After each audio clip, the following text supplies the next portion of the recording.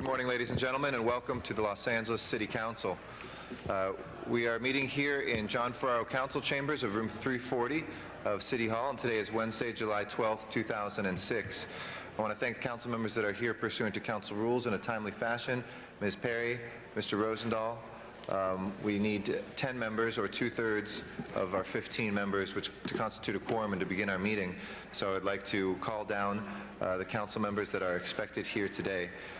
Councilmember Cardenas, Councilmember Gruhl, Councilmember Hahn, Councilmember Parks, Councilmember Reyes, Councilmember Weiss, Councilmember Wesson, and Councilmember Zine. It is now past the hour, and we are expecting you down here, so if we could please have those council members join us. Thank you, Mr. Smith, for joining us. We're now just awaiting, again, council members Gruhl, Councilmember Hahn, Councilmember Parks, Councilmember Reyes, Councilmember Weiss, Councilmember Wesson, and Councilmember Zine. As soon as we have a quorum, we will begin the meeting. Thank you.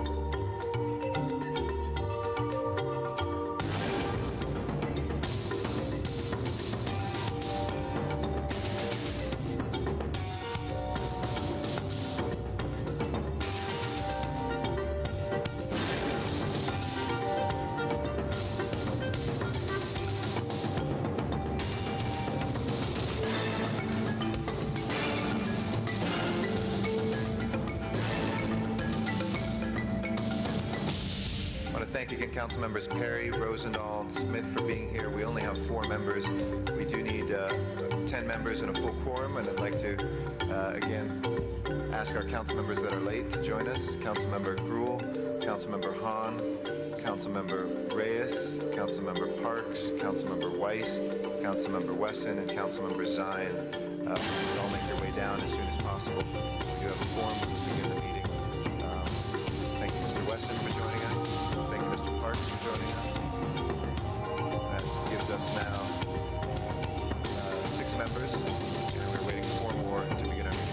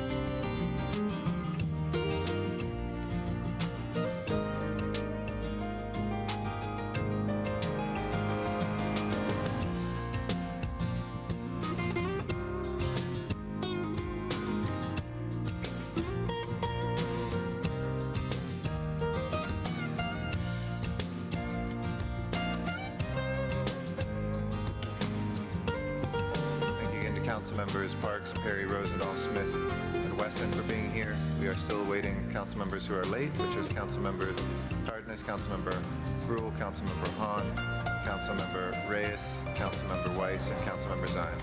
Please make your way to council chambers as quickly as possible.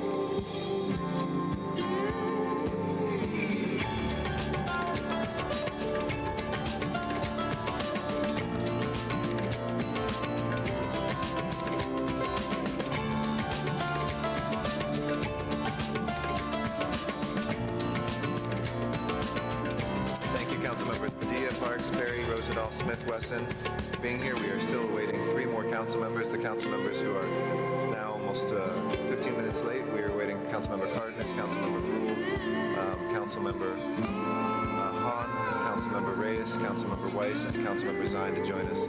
Please come as soon as possible. Thank you.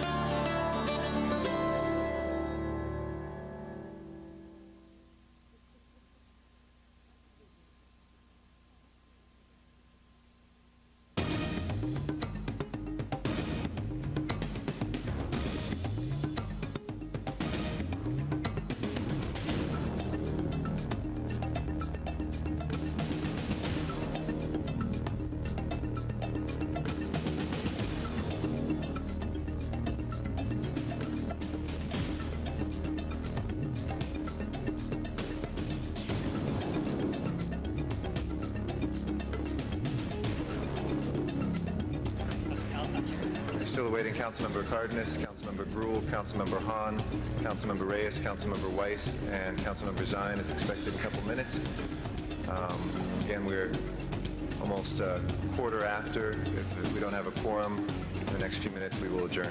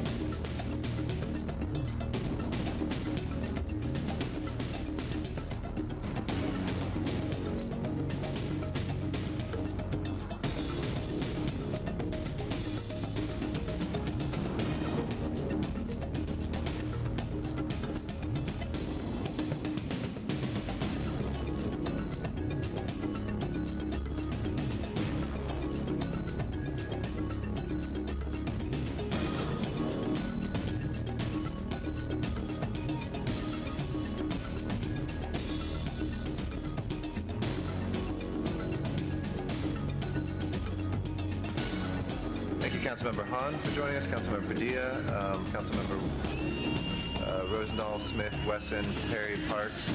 We are still awaiting Councilmember Gruhl, Councilmember Cardenas, Councilmember Reyes, Councilmember Weiss, and Councilmember Zine. We need two more. We'll wait 2 more minutes for a quorum.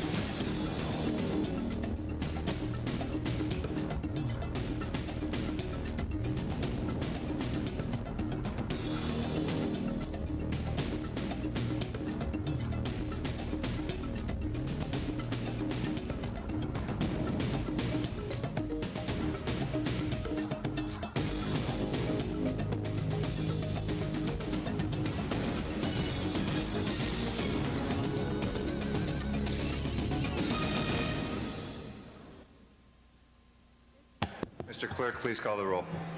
Cardenas, Gruhl, Hahn, Weezer, Labange, Padilla, Parks, Perry, Reyes, Rosendahl, Smith, Weiss, Wesson, Zine, Garcetti. 10 members present and a quorum, Mr. President. If I can ask everybody in council chambers to please come to order. We're going to begin the meeting of the Los Angeles City Council. Today is the July 7th, 2006, Wednesday. We are here in John Ferraro Council Chambers in room 340 of City Hall. We have meetings here each Tuesday, Wednesday, and Friday at 10 a.m. We invite members of the public to come down here for a general public comment or to give public comment on items that have been agendized for that. We are also available for public comment in Van Nuys if that's closer to where you live via our remote facility. And we are broadcast live each meeting on Channel 35 on the cable system of the city and rebroadcast in the evening, as well as webcast through our city's homepage at lacity.org, where there's much useful information on the city's departments and elected officials. And we also have a council phone, which people can call in to listen to the proceedings of the City Council at 213-621-CITY. With that, if we can go to the first order of business, please. Approval of the minutes.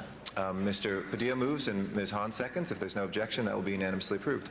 Next order. Commendatory resolutions for approval. Mr. Wesson moves and Mr. Smith seconds. If there's no objection, those two will be unanimously approved.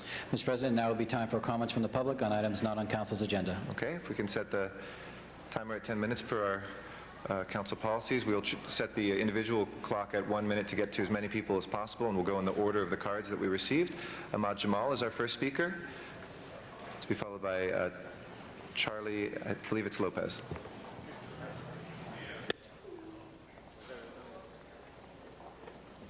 Hi, my name is Ahmad Jamal, and I'd like to concede my time to Araceli.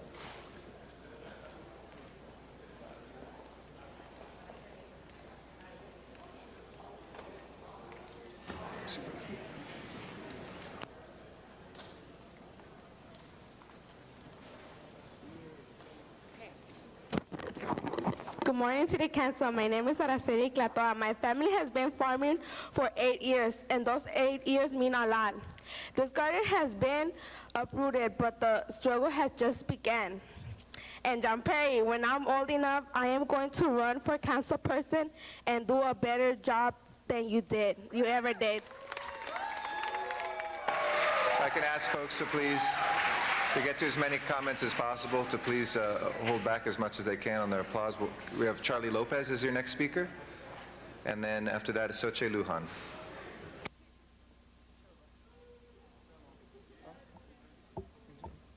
My name is Charlie Lopez. I'm here with the South Central Farm, and what they did last week when they destroyed the farm wasn't right. They didn't have we didn't have no problem with them, but they came along and just came and destroyed the whole farm. I don't know why you guys are doing this, but I don't understand this. There's so many people that live there that need their herbs, their foods, everything. I don't get it why people come along and just take it away. You know, I don't know why, but we're right here representing them, helping them out, trying to keep their farm. Thank you. Thank you. Xochitl Lujan. I want to give the rest of my time to Elizabeth. All right, we had about 20 seconds left. Go ahead, we'll run the clock to 40 seconds. Thank you. Good morning, City Council. My name is Elizabeth Vaquero. We have been through a lot of things since the bulldozing, and that is sad because my family is not doing okay. Because I had a lot of memories because I took my first steps in the garden. And John Perry, I hope you have nightmares after what you did. Thank you. Our next speaker is Xochitl Lujan. My name is Xochitl Lujan. I would like to concede my time to Oswaldo Tlatoa. Good morning, City Council. My name is Ubaldo Catoa. The struggle is still on, but our fight is stronger. The bond that we have can never be broken because we are family. Thank you. Thank you. Dele Aleman is our next I want to speaker. consider my time to Dele. Okay.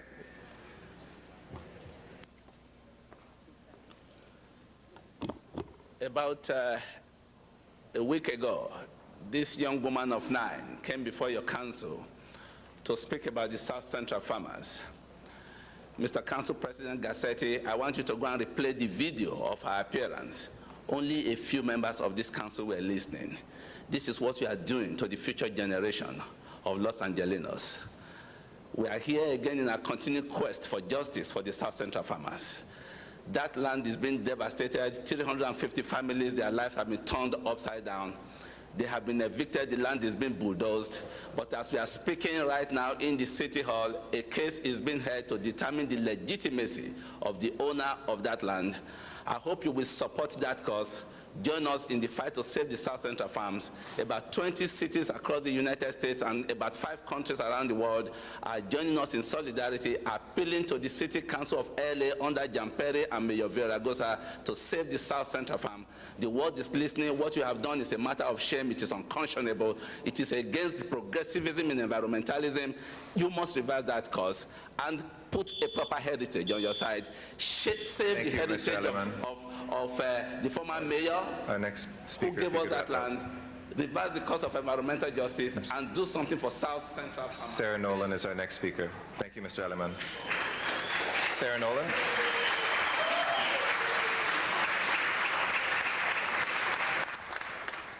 My name is Sarah Nolan. I'm coming from St. Joseph Center in Venice, California, which many council members have supported financially. My coworkers and community of faith are appalled and deeply disturbed that those who are most vulnerable in our society are continually being displaced by the wealthy and powerful in our city. The South Central Farm is not just a struggle for property rights. It is a struggle that is unearthing the inequities in our city and revealing that our priorities are not people, but it is profit, and that is wrong. Sylvia Hawkins is our next speaker. Sylvia Hawkins is our next speaker. Good morning, everyone. My name is Ms. Sylvia Hawkins. At this time, this is common listing of illegal immigrants that is here running from their leaders. I am Victor Rudin that is destroying all of Michael Jordan, people in Chicago and Idiot. Train collision. All Jewish women will die for stealing to live free with the black man, as they fake with yellow, white, and red skin. Surgery to fake they are black skin, and they are not Jewish, like Michael Jackson. These illegal local churches are faking their bishop death. Bishop Robert McMurray has been spotted alive in the Ontario area of California. Since everybody is straight broke and all bank accounts are deleted, faking 5 different resident bodies is illegal. We will no longer sit dead and suck it up. All of these states are sending food tampered with inside all stores. Thank you very much. Ms. My name Hawkins. is Sylvia Lynn Hawkins. Our next speaker is Melrose Larry Green.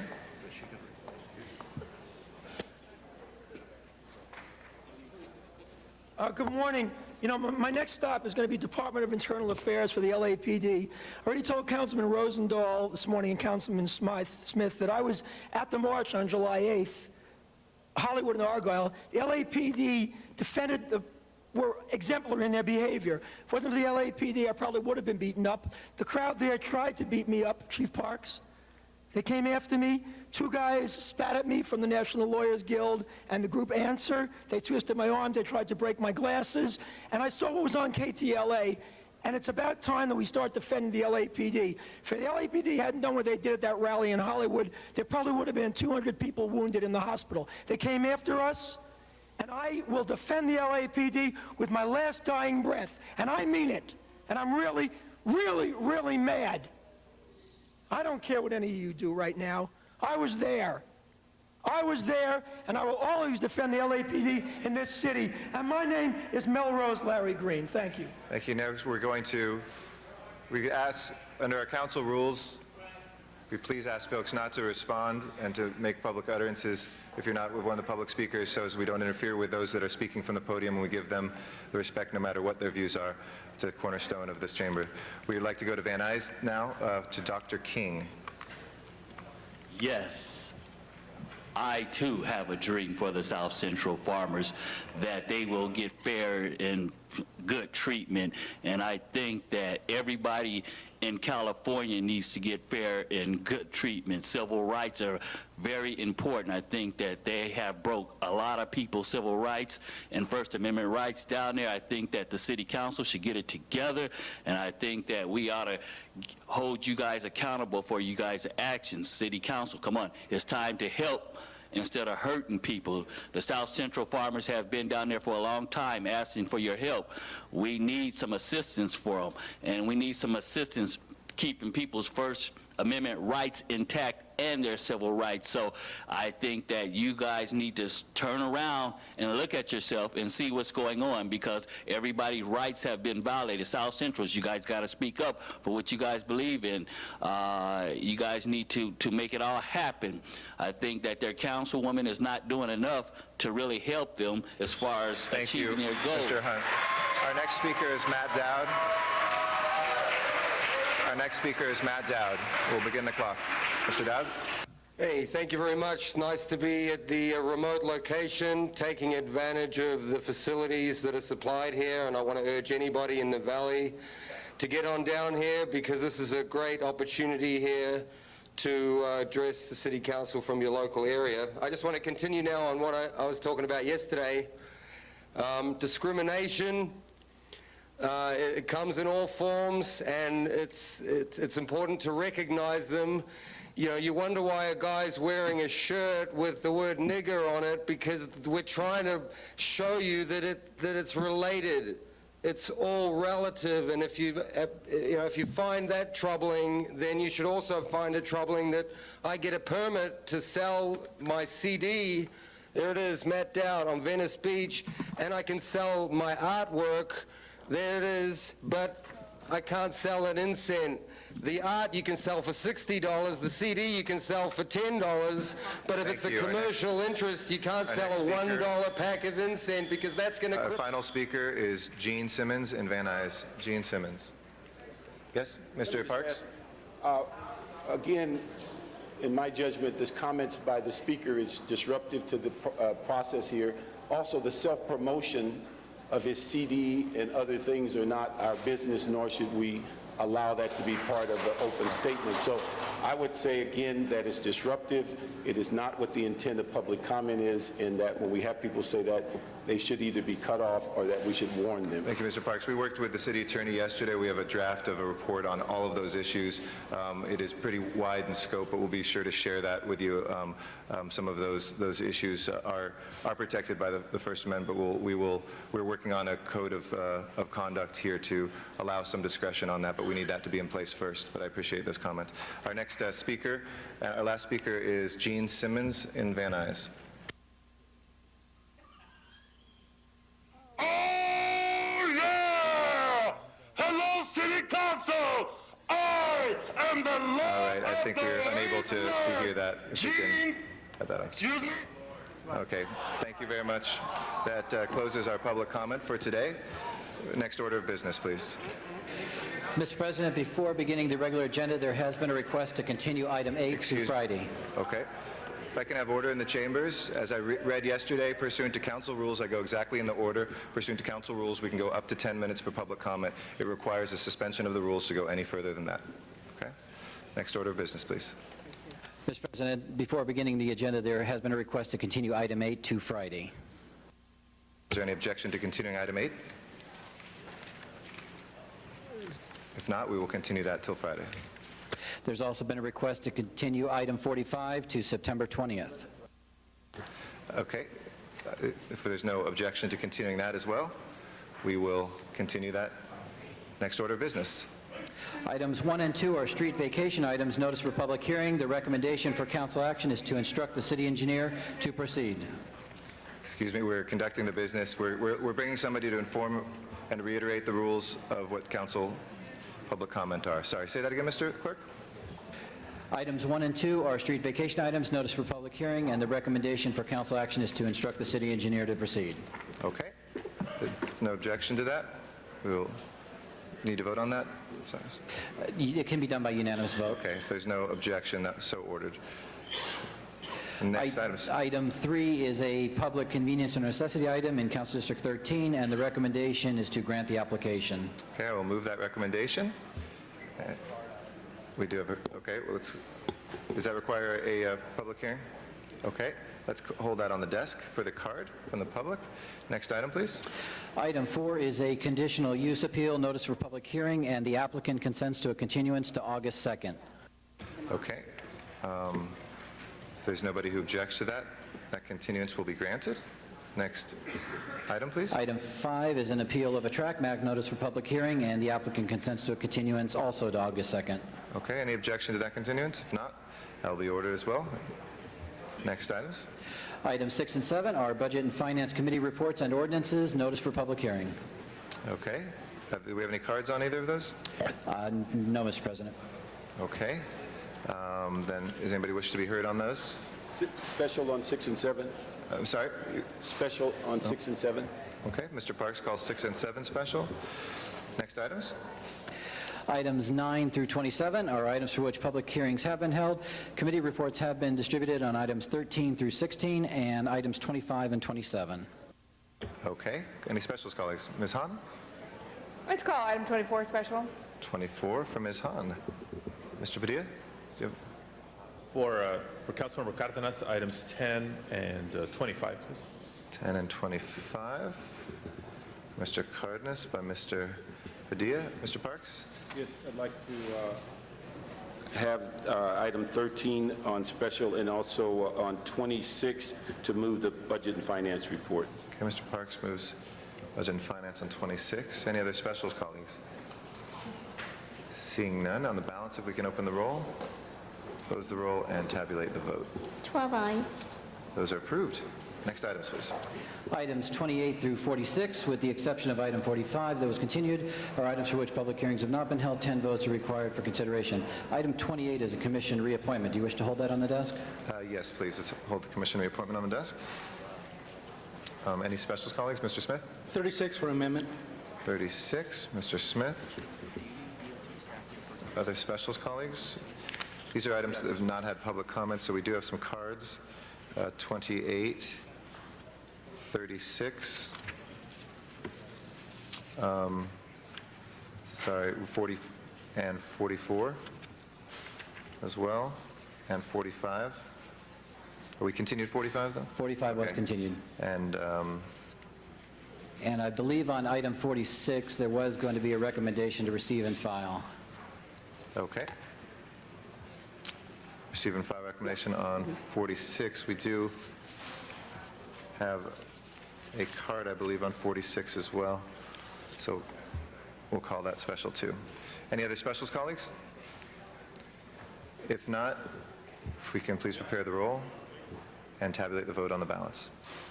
12 ayes. Those are approved. Next item, please. Item 47 is the closed session item. Do you wish to hold that on the desk? Yes, and we have does that require public comment as well? Yes, it does. We do have a card on that too, so we'll hold that on the desk for both the card and for closed session.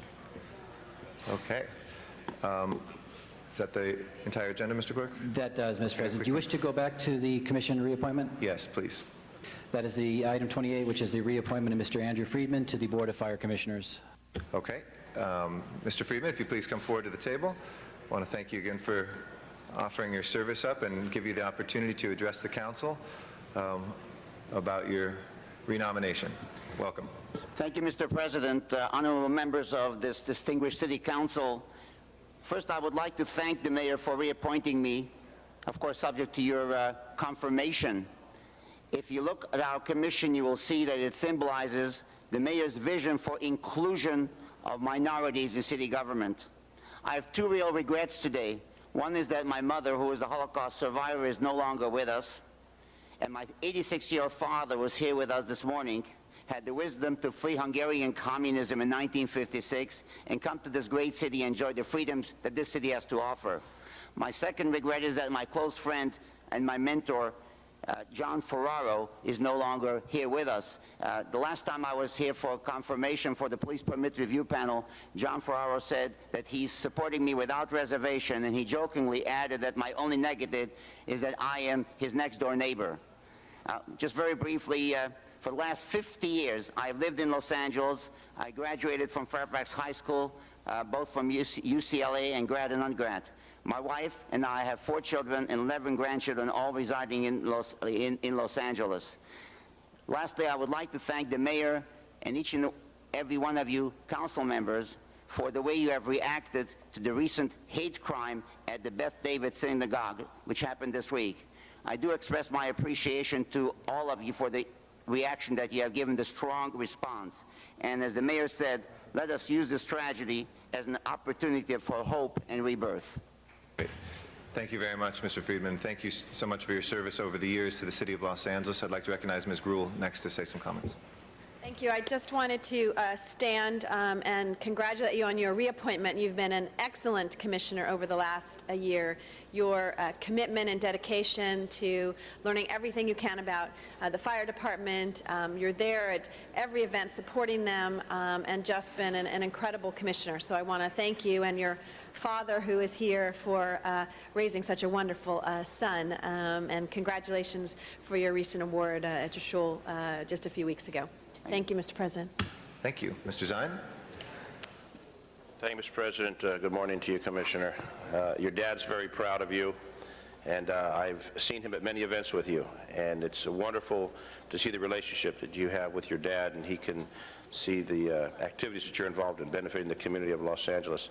I know we served together on the Judicial Procedures Commission, and you're very involved in that activity. I don't know how you earn an income for your family because you're involved in so many civic events. And I know that you will serve well in your continued capacity as a fire commissioner. I know they're very pleased with you. The firefighters are, the command staff.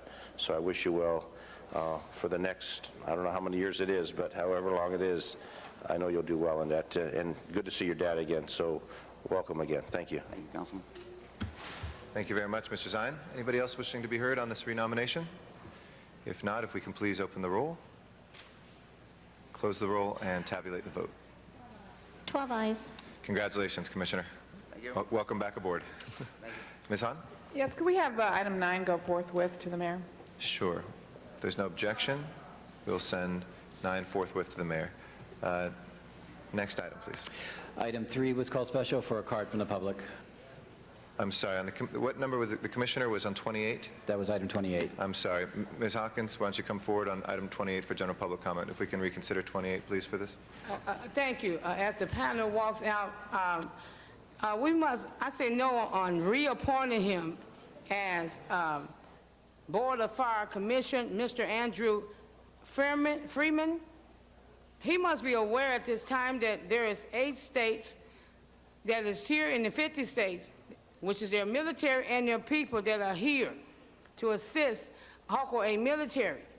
He must also be aware, as all of these states that are sending food, tampered foods, inside all stores mixed with their not buried bodies, parts and body parts into the food.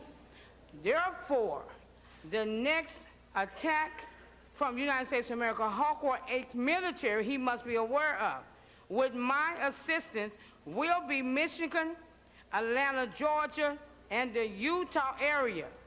A more explosive power seen and less comments heard. The north of each state will not rule with faking tickets, money orders to pay bills or events. They are walking in freely with tickets, whether it's events, airports, or any bus transit. As you have hired him, good, everybody saying congratulations. But we have our commission and captains, Senator Ariana and Vice President Carolina Kennedy. These men are being hired, they are pro the dot, all the dot. They are now rabbits. They are versing USA. Appreciate your comments. Thank you. If we can open the roll again on the renomination, close the roll, and tabulate the vote. 12 ayes. Thank you. That is approved. I meant to read into the record also the folks from public comment we didn't get to today. Elizabeth Vaquero Ubaldo Tlatoa, Samuel Sanchez, Guido Corleone, and Duke Russell, the order in which we received those cards. Next item, please. Item 3 was called special for cards from the public. Okay. If we can take now the cards on item number 28. 23, excuse me. Number 3. We can go back out to Van Nuys, and I would reiterate, if I can have that to our speakers. Again, during a meeting of the Los Angeles City Council, there's a need for civility and expedition in the carrying out of public business. When addressing the council, please direct your remarks to the council as a whole and refrain from personal, impertinent, abusive, or profane remarks, and to further the orderly process of the meeting in a timely manner, and thus avoid the possible loss of a quorum. If a member of the public wishes to speak on more than one item, he or she shall limit his or her remarks to a total of 6 minutes per meeting unless the council grounds additional time by majority vote.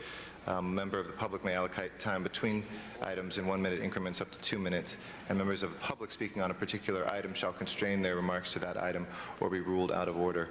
I'd like to recognize Matt Dowd on item number 3 in Van Nuys. Thank you very much. It's nice to be coming from Van Nuys.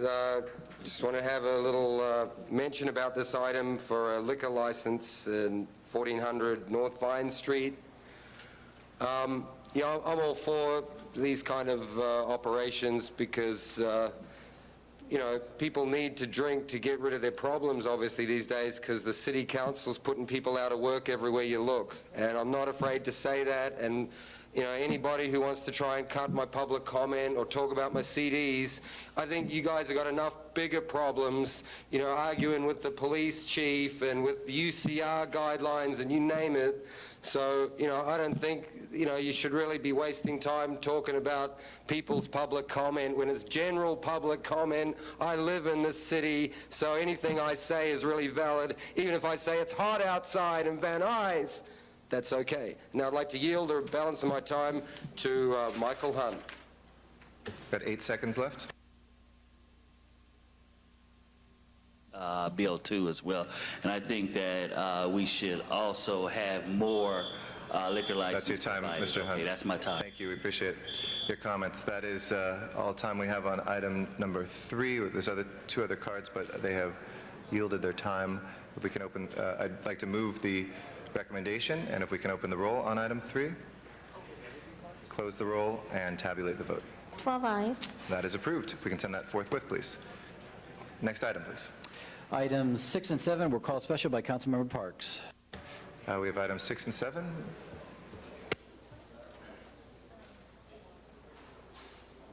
Okay. Okay, we'll take up item 6 first. Mr. Parks, I'll recognize.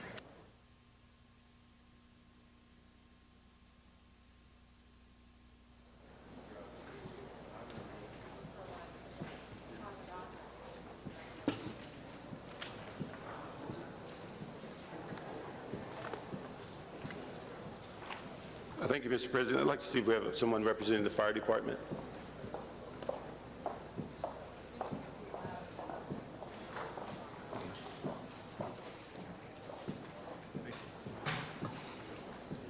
Mariana Rivera from the Fire Department. Just speak into the mic. Okay. Mariana Rivera from the Fire Department. This is just for public information. We're raising a fee, and I'd like you to just advise the public of what the fee is raised and how much and for what services. The fees are going to be increased for the ALS transport and the BLS transport. The county has approved that in a letter dated May 17th to take those rates to that new rate. And we're going to be increasing the revenue by approximately $2 million. So between the two fees, approximately $2 million, but the individual fees, could you get that breakdown? The ALS rate will go, And what is ALS for the public? advanced life support, Okay. will go from 814 to 889, and the BLS, or basic life support, will go from 569 to 622. Okay. The only other question I have is that, do we have, as we've talked in committee before, have we implemented any of those recommendations on how we recover these fees in the future? Because we just had to forgive several $1 million worth of uncollected fees. I believe the city attorney has finished their draft of the report, and it will be going to the various committees within the next month or so. Okay, so we're waiting for that. And is these increased fees a full cost recovery or partial? They are they're full cost recovery if we were to get everything back. Okay, thank you very much. You're quite welcome. Thank you. Any other members wishing to be heard on item number 6? If not, let's prepare the roll on this and tabulate the vote. 13 ayes. That is approved. Do you want to wait, Mr. Parkstall, DOT is here on number 7? Okay, we'll wait on that. If we could go to the next item, please. Item 10 was called special for Councilmember Cardenas. Okay. Mr. Cardenas, item number 10.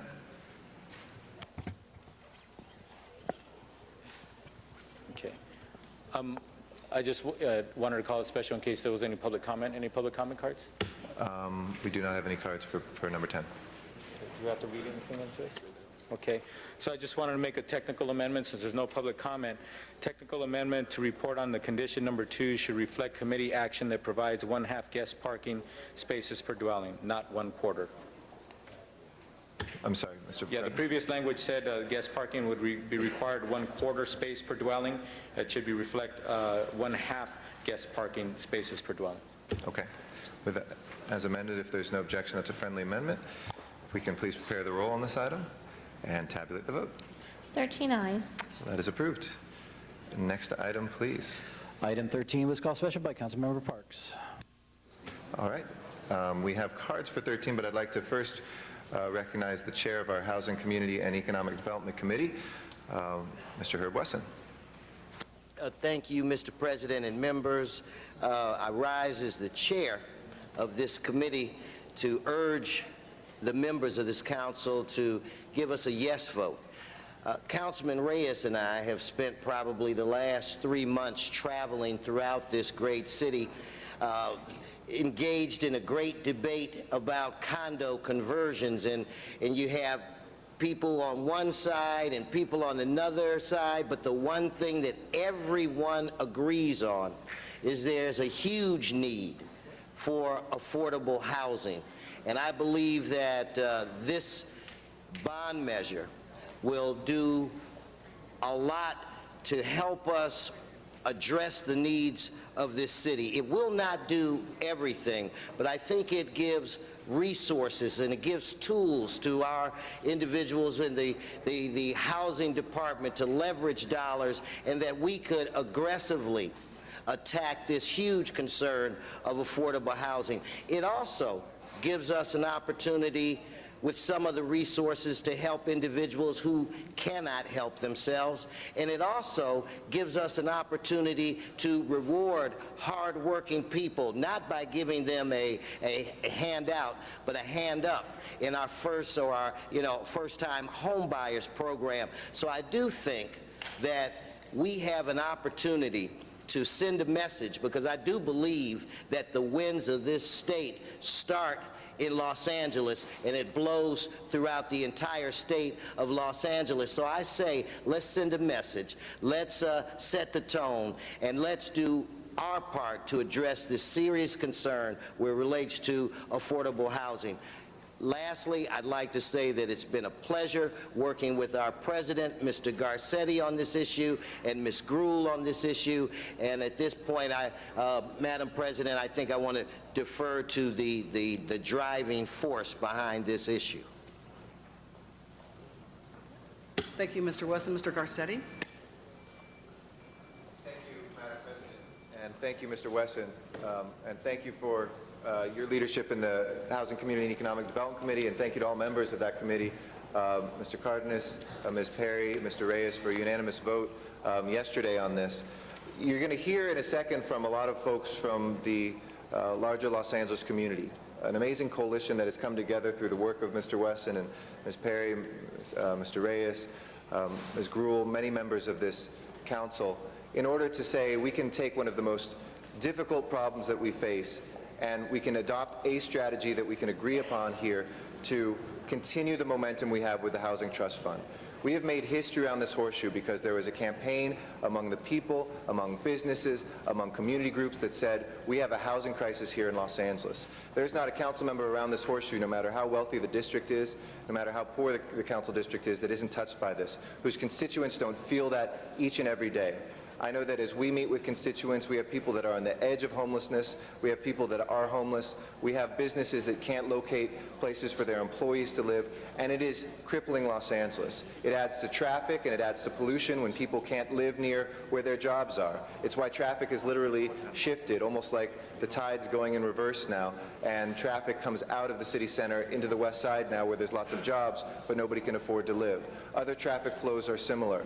That makes the air less healthy to breathe. It makes the quality of life go down for all of us. It makes companies stay away from Los Angeles. And today we can continue the momentum that we have here simply by saying what we're doing is working, but we need to fill that bucket even more. We need to give our nonprofit and our for-profit developers the ability to build good housing in the communities where people live, to be able to make a dent in the homeless problem, which costs us more by inaction than by action, to make sure that first-time home buyers can have the opportunity to get on that train of home ownership, the best proven way of building community, building wealth, and making sure that all of our city has an opportunity.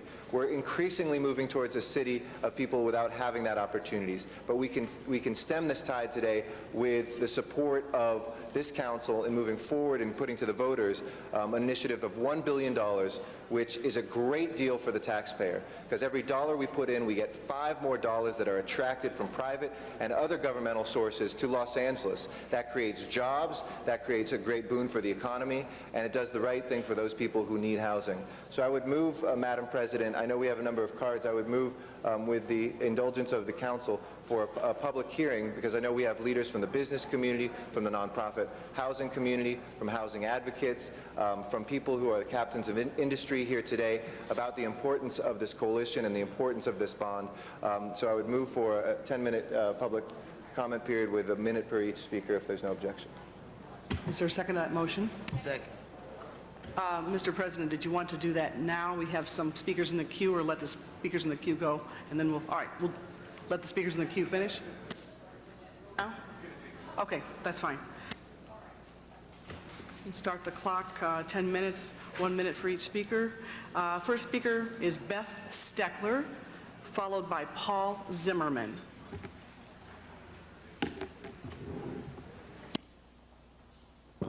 Good morning. Thank you very much for the opportunity to testify. My name is Beth Steckler. I am Policy Director with Livable Places, and we are fully in support of this bond measure. I've been before you many, many times advocating for affordable housing.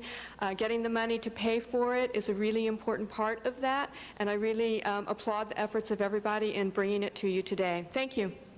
Thank you very much. Mr. Zimmerman, followed by Reverend Samuel Chu.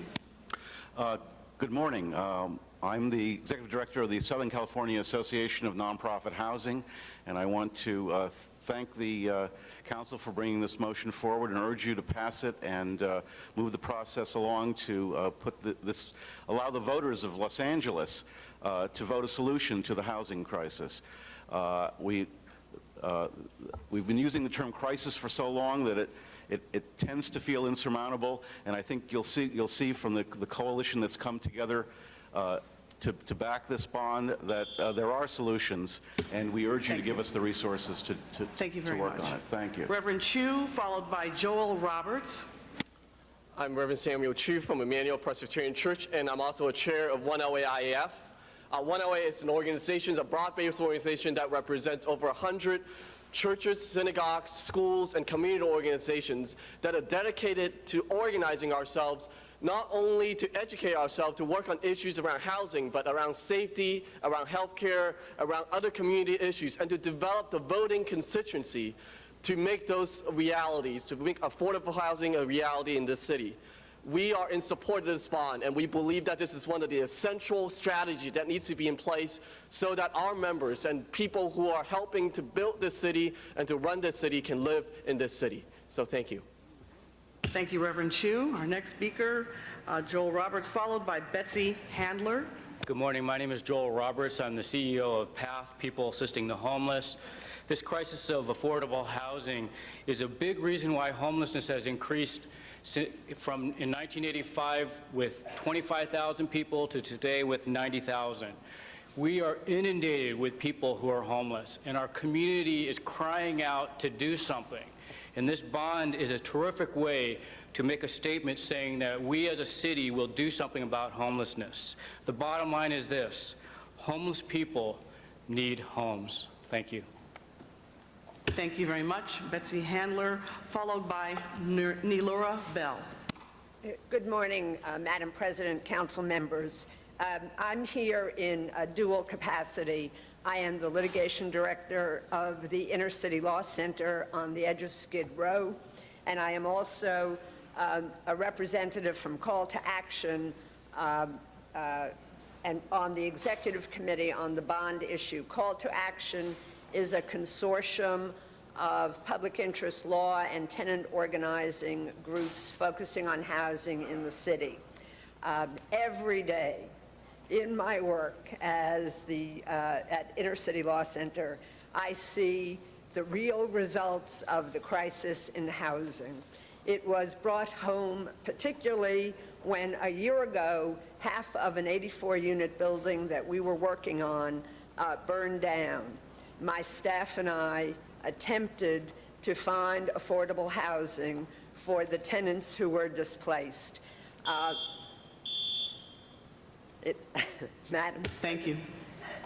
It didn't start with one, but I urge you all to support this, and thank you for your efforts on it. Thank you very much. Laura Bell, followed by Samuel Sanchez. Good morning, council members. Thank you for allowing me this opportunity to speak. I'm Nelora Bell, Program Director of the Local Initiative Support Corporation in Los Angeles, and I want to thank you for putting forth this measure. Since we established the Housing Trust Fund and worked with SCAMP, we've made a lot of strides in the city towards increasing affordable housing, but at the same time, we've had circumstances, particularly condo conversion, expiring units, that have kind of thwarted our efforts, and we need a lot more resources to do this, and I think this billion-dollar bond speaks volumes to your commitment to the city to advance this, and I appreciate it and encourage you to move it forward today. Thank you. Thank you. Mr. Sanchez. Following Mr. Sanchez will be Carol Schatz. Good afternoon. My name is Samuel Sanchez. I've been working directly with the homeless for the past year and a half with Food Not Bombs. I'm down on Skid Row a lot more than any of you guys. I don't mean to say that belittling, but there's some real issues here. I'm glad that these people are all here to speak. I'm glad that this money is finally getting put somewhere where it belongs. And I think there's a lot more that could have been done by the developers who gentrify these locations, such as what's going on for the small business owners in Hollywood, the people in Venice, the people all over in areas that are getting gentrified. I think there's a lot of resources and a lot of money that could be tapped into, especially from very wealthy places such as the CRA. Let us not forget that the city is in court today for misusing public land. Let's not let that happen again. Let's incorporate more green spaces into these new areas, because we all know that a lot of children will never have a home with a backyard or any green space whatsoever. Thank you very much. Carol Schatz. Following Carol Schatz will be Holly Schroeder. Good morning, council members. Carol Schatz, President of Central City Association. In 2000, we brought this issue directly to the business community of Los Angeles with our Build It, Build It because they are already here white paper, followed by recommendations in 2004 for recommendations that would create more housing and more affordable housing in the city. And finally, with our Housing for All Fair Share Plan, which we shared with you 2 years ago, the housing bond was a critical element to address the very, very critical need of affordable housing. We recognized back in 2000 that as a responsible business community, we had to address this issue. I would like to commend Councilmember Garcetti, our mayor, for pushing us beyond our original proposal of $500 million to a $1 billion proposal for basically agreeing Thank that you this very was much. the proper way to solve the low-income housing problem in Los Angeles. Thank you very much. Mary Leslie, following Mary Leslie will be Alejandro Martinez. Good morning, I'm Holly Schroeder. I'm the CEO of the Building Industry Association for LA and Ventura, and I want to speak in favor of this bond for three main reasons. First, the bond is about the production of housing. Our housing crisis stems from the fact that we have an imbalance between supply and demand, and this goes a long way to help that. Second, this is a market-based solution. This will infuse capital into the system, and that will help us reach the low-income levels that the market can't reach because of other regulatory constraints right now, and this doesn't pit market segments against each other. We think that's a good solution. And most uniquely in this solution, we believe that this proposal, as you can see, has a diverse coalition of backers. This is something that is uniting housing interests rather than dividing them as proposals we've seen in the past. Therefore, the BIA supports this proposal and is committed to its passage. Thank you for your time. Thank you very much. Mr. Martinez, following Mr. Martinez will be Tim O'Connell. I'm Mary Leslie. I'm president of Los Angeles Business Council, and I have to say this is a great day in council, one long in coming. Now being very old, I've listened to this debate for years. I've participated in City Hall, as Ed Reyes knows, and I think the bond is a solution that we desperately need. It's a great beginning. It'll leverage private resources. It'll leverage federal and state resources that we've left on the table for years. We follow in the footsteps of bigger cities like New York and Chicago and others that have made this investment. It's a good investment. It's one we're going to be proud of. So on behalf of the Los Angeles Business Council, we fully endorse this proposal. Thank you. Thank you very much. My name is Alejandro Martinez. I'm the Director of Real Estate Development at East LA Community Corporation. We're here in support of this housing bond, specifically because we know how this affects our clients, our households, our families and children that live in our target area. We support this bond because it targets a variety of housing types, including formerly homeless, very low income, and moderate income, rental housing, and for sale housing. For the last couple of years, we've seen a trend where our clients are coming into our office asking for help because not only are their rents increasing, but a lot of them are facing eviction. So we wholeheartedly support this bond. Thank you very much. Thank you very much. Mr. O'Connell?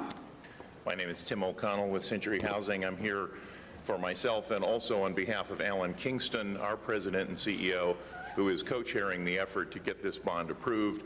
We really want to express our thanks to you on the council, our thanks to Mayor Villaraigosa, our thanks to the many people in the coalition that you've heard from today, but particularly the business community that has really come together on this. As Carol Schatz mentioned, this idea really first came out of the CCA reports. The LA Business Council pushed it forward. We're now seeing strong support out of the LA Area Chamber of Commerce. This is something we need to do. We need to do it now, and I think with your assistance, we'll have it done. And next year, we'll be spending the first $100 million of this to build new affordable housing for your districts. Thank you very much, Mr. O'Connell. All right, we'll go back to council members. Our first speaker in the queue is Mr. Parks. Thank you, Madam Chair. Just maybe ask Mercedes to come up, our General Manager of Housing. I think this is a very important issue and something I think we all should support.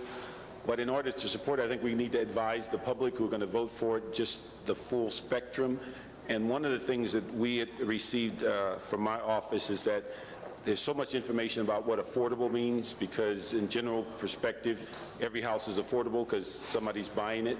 But if you could give us the broad range of housing stock that this will impact, so people know there's a piece for a large number of people in the community?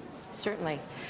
The city's housing policy as it relates to affordability ranges, and we talk in shortcut, from 0 to 150, which means from the chronically homeless to families up to $100,000 of annual income for workforce housing. For a family or individual, just the family itself? Up to 100,000 is for a family of four. Four, okay. So what that means is that we are the only city in the state to have approved workforce housing at the 150% AMI level because of where our area median incomes are. For the public, you explain AMI? Yes. Okay. Area median income takes into account within the county of Los Angeles, all over the country, what are our average incomes.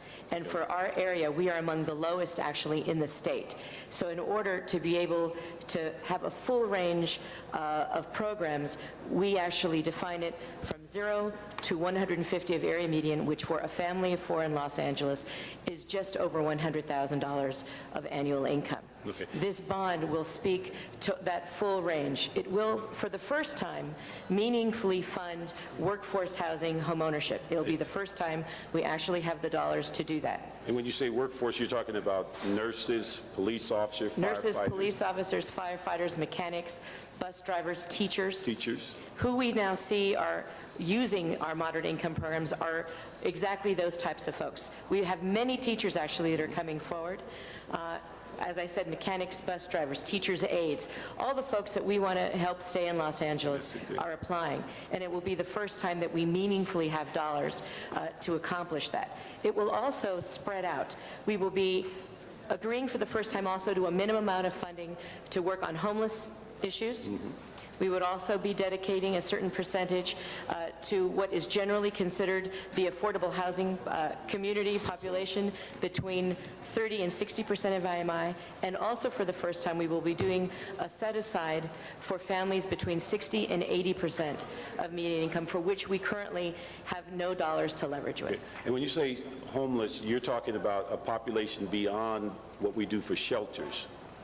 Well, folks who are in shelters would qualify, but when I'm talking about chronically homeless, as we start to invest in permanent supportive housing, we set a minimum percentage of units that must actually be set aside for the chronically homeless, which means those that are on the streets.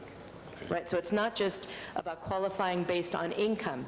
It is also about status and the condition they find themselves in. In our city, it will be the first time that we mandate it.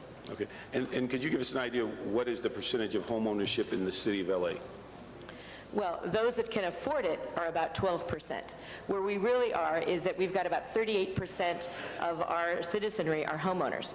But when you calculate of that group, how many could actually afford to rebuy their house now, it's actually only about 12% of the city. So repeat that, only about 38% of the population, 4 million people in the city, are homeowners. Exactly. Okay, and this is an effort to increase that number by a variety of tools that you manage in housing department? Yes. Okay. The other issue that's somewhat confusing to me is how does this address or complement the state infrastructure, which I understand has some housing money in it also? The state bond has several different components. In the main, it is not that different from the Prop 46, which exists now. If the state bond passes, it will immediately refund the MHP program, right? And we, of course, play a big role in getting a lot of leverage beyond our population as our percentage. So we would continue to compete very well in that program. It also has home ownership dollars. What we do in the city is that we layer the different fundings. They're all competitive. So the housing department every year competes for special home ownership set-asides, and we do very well. We layer that with all of the different funds we have. Where that is the most challenging is for folks that are just below 80% of AMI. These kinds of dollars will help us supplant that and will actually give a very strong foundation for the programs as we move forward. What do you think as it relates to the $1 billion on the city's plan? How much would you leverage beyond that would end up being in the housing portfolio? Well, the most important thing when we talk about any kind of a leverage, it's not so much, it depends on what kind of housing. Housing for the homeless, because we're also funding services, not the services themselves, but the square footage needed to build out the services, is more expensive. That's right. So the leverage is smaller there. When you're doing family units, depending on where it is, you can get from $4 to $5 leverage additionally. When you're doing homeless housing, maybe $3 leverage. What is the more important thing is that by having a steady stream of funding, that whether it's nonprofits or for-profits, businesses, understand will be made available. That gives them the comfort level to continue to invest, so that as we have more and more projects that come through and apply to the state, our leverage will only go up because we will capture more and more dollars because we have a steady flow of business coming through. That's the most important thing. Would it be safe to say that we could double or triple with our ability to leverage? I think we could at least double. What is important to know is that as we push more and more programs, we will start to tap out what the state has available. That's a good thing. And so we will continue to push and also work with the state on the different rules and the different funding mechanisms to make clear that it will help Los Angeles as we move forward. So there's a lot of work to be done. But backed by a bond of this level, you have more ability to speak to state legislators. And over what period would these bonds be available? Well, the $1 billion bond over a 10-year period. Over a 10-year period? A 10-year period. Okay. The other issue I was interested in is that, have we figured out what it might cost the average homeowner? I have not done that work. Okay. Maybe Jerry, he's coming to the table. Councilman, the cost would be about between $14 and $15 per 100,000 in assessed value. So for a $500,000 home, which is approximately average within this area, that would be roughly $75 per year. Okay. And also, Mercedes, when we talk about housing, in addition to the range of housing in the sense of cost, we're also talking about a range of construction. It could be multi-story. It's not all single-family houses you're talking about.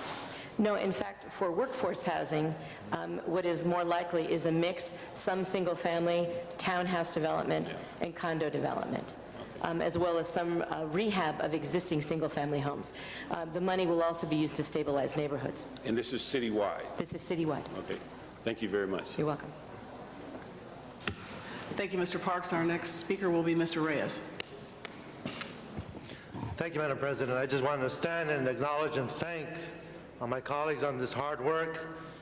I know 2 years ago, we made a real strong effort to develop policy that will allow folks of the lowest income groups to have a roof over their head. But today we are talking about a real tool, the financial tool that can establish a very important piece of this formula, which is the money. And in the past, we've passed bonds on parks, and we're building those parks. We've passed bonds for police stations, those police stations being built. We're building fire departments. That you can see in construction. So we have delivered. Now the question is the housing. Where will we deliver it? How can we deliver this? And that's going to be the next step. I strongly believe this city, if not the state, will see the need. When you have property values going up, at least in my district, from 120,000 to 500,000 in the span of 4 years, there's a huge displacement going on. The schools we have built, some of them are now, the enrollment levels are going down because the very same people we built them for can't afford to live there. I see it in Highland Park, I see it in pieces of Pico Union, and this is the wave we see hitting us as we look in future years. So this bond is very timely. My point here is, as a council, the question becomes, where can we build it? This is one piece of the formula. This is one tool. But colleagues, will we build the housing in the places in which your neighborhoods would say, we don't want that here, we want it over there? We have put in place tools for us. The Residential Assistance Services Special Use District. We've done adaptive reuse. We've gone out and created these new planning tools to implement where we can build. But it's up to us to decide, along with our stakeholders, where it can be built. So I'm hoping as the community continues to support these bonds, the next question will be, where do you want to see your housing? We have a great director in our housing, in Mercedes, a new director in planning, a new director in transportation, and that's coming together. But I just want to thank my colleagues, thank Councilor Garcetti, Wendy Gruhl, Jan Perry, for not giving up, and for the private sector, the business community, along with the nonprofits, to really be arm in arm and say, we need this very important piece. I think the next step is going to be just as challenging in where we build it. Thank you very much. Thank you, Mr. Reyes. Our next speaker is Ms. Gruhl. Thank you very much. And Mr. Reyes, you have been one of the extraordinary advocates, and you should take credit for all the work you've done, not only before you were a council member, but as later as the Planning and Land Use Committee, and had some challenges there in your leadership. So I want to acknowledge you as well as my colleague, Mr. Garcetti, and our chair of our Housing and Community Economic Development Committee, Mr. Weston, for having some really good discussions. Colleagues, as you know, I have been involved in housing and homelessness in Los Angeles for over 20 years, and today we all know that we are in the midst of a housing crisis. With nearly 90% of Los Angeles residents who can't afford today's median housing prices, we know that something has to be done. When nearly 2/3 of LA's renters can't afford the fair market rent of almost $1,189 a month, something needs to be done. And as you spoke about, Mercedes, when nurses and paramedics and firefighters and teachers can't afford to live in the communities in which they work, something needs to be done. LA simply cannot become the city of have-nots and have-a-lots, because we are seeing that across the city of Los Angeles. And that's why we need this housing bond. We need a housing bond so we can have the resources for first-time home buyers to get a piece of the American dream. We need the housing bond to help build affordable rental stock, and we need the housing bond to help homeless families get into permanent housing and supportive housing. But the bond is more about than just dollars and cents. It's about creating housing near jobs. And as chair of the transportation, I can tell you that as we look at building housing in the city of Los Angeles, as oftentimes people are opposed based on the fact that there are traffic problems that occur. We need to have that kind of coordination, and it's about making sure that we can improve our communities and revitalize our neighborhoods, and also creating an opportunity where our kids can live. So we have to be partners in this. We have to look at the development process with nonprofit developers and others on how we can create more housing. I hear all too often that people say, if you don't build it, they won't come. And we know in the city of Los Angeles that, in fact, people are still coming to this region, and they're still driving through the city of Los Angeles if they don't live in the city of Los Angeles. They're driving as far as Palmdale and Lancaster, and even as far, south as you can imagine. And so we have to be smart about what we do. But this housing bond is not only about doing the right moral and ethical thing to provide housing for those who cannot afford it. I said to Ms. Perry this morning in a group of people that a lot of individuals do not know in the city that we have a homeless problem because it's been concentrated in Ms. Perry's district. But I invite anyone to come down to Skid Row and see what the lack of affordable housing has caused in our city. And with the issue of condo conversions in my district that are causing people to have to move out, it's an issue that is reaching the middle class.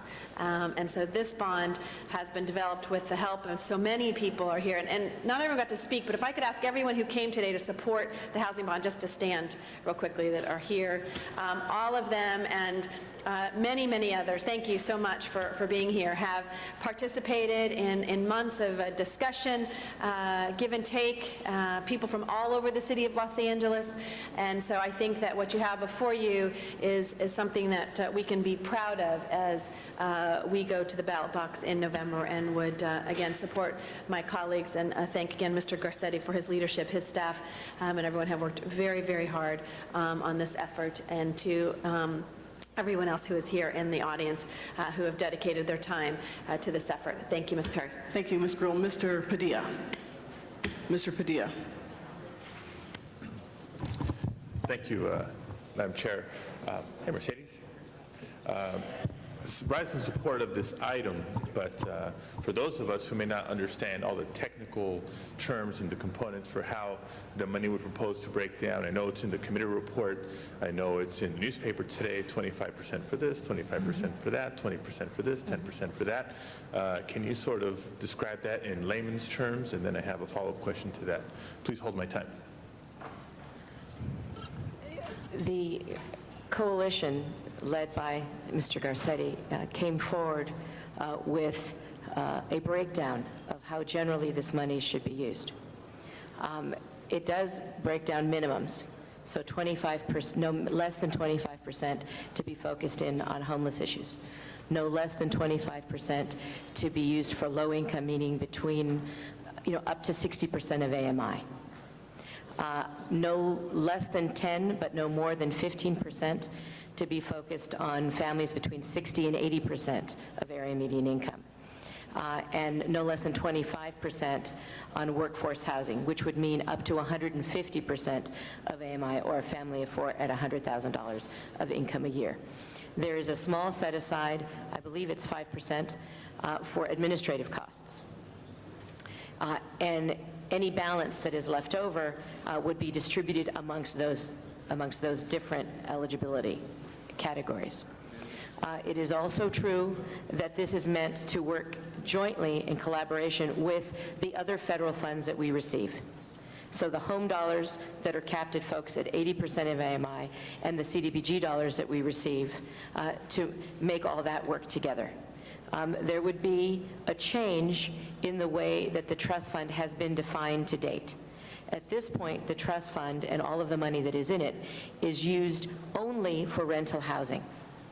Because of the types of dollars that are there, the income caps that exist don't actually permit almost any work to be done on homeownership.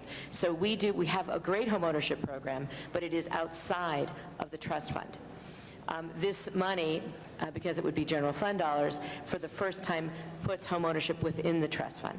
So we would have to employ a mixture to use other federal funds to work together with those dollars.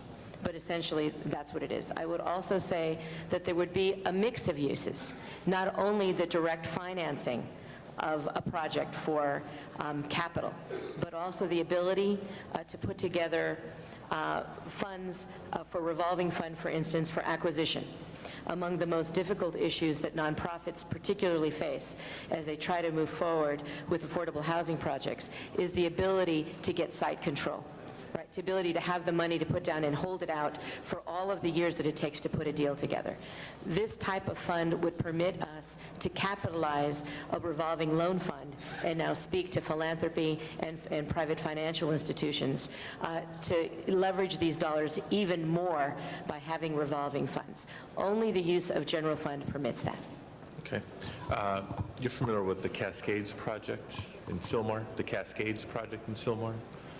Is the one around the golf course? Right. Yes. With that voluntary set aside for affordable, that project, would that be a project like that, not that project specifically, but a project like that model, be eligible for assistance under this bond? Yes, in fact. The project that you speak about that has set aside a significant number of units for moderate income home buyers would exactly be eligible for this type of a program.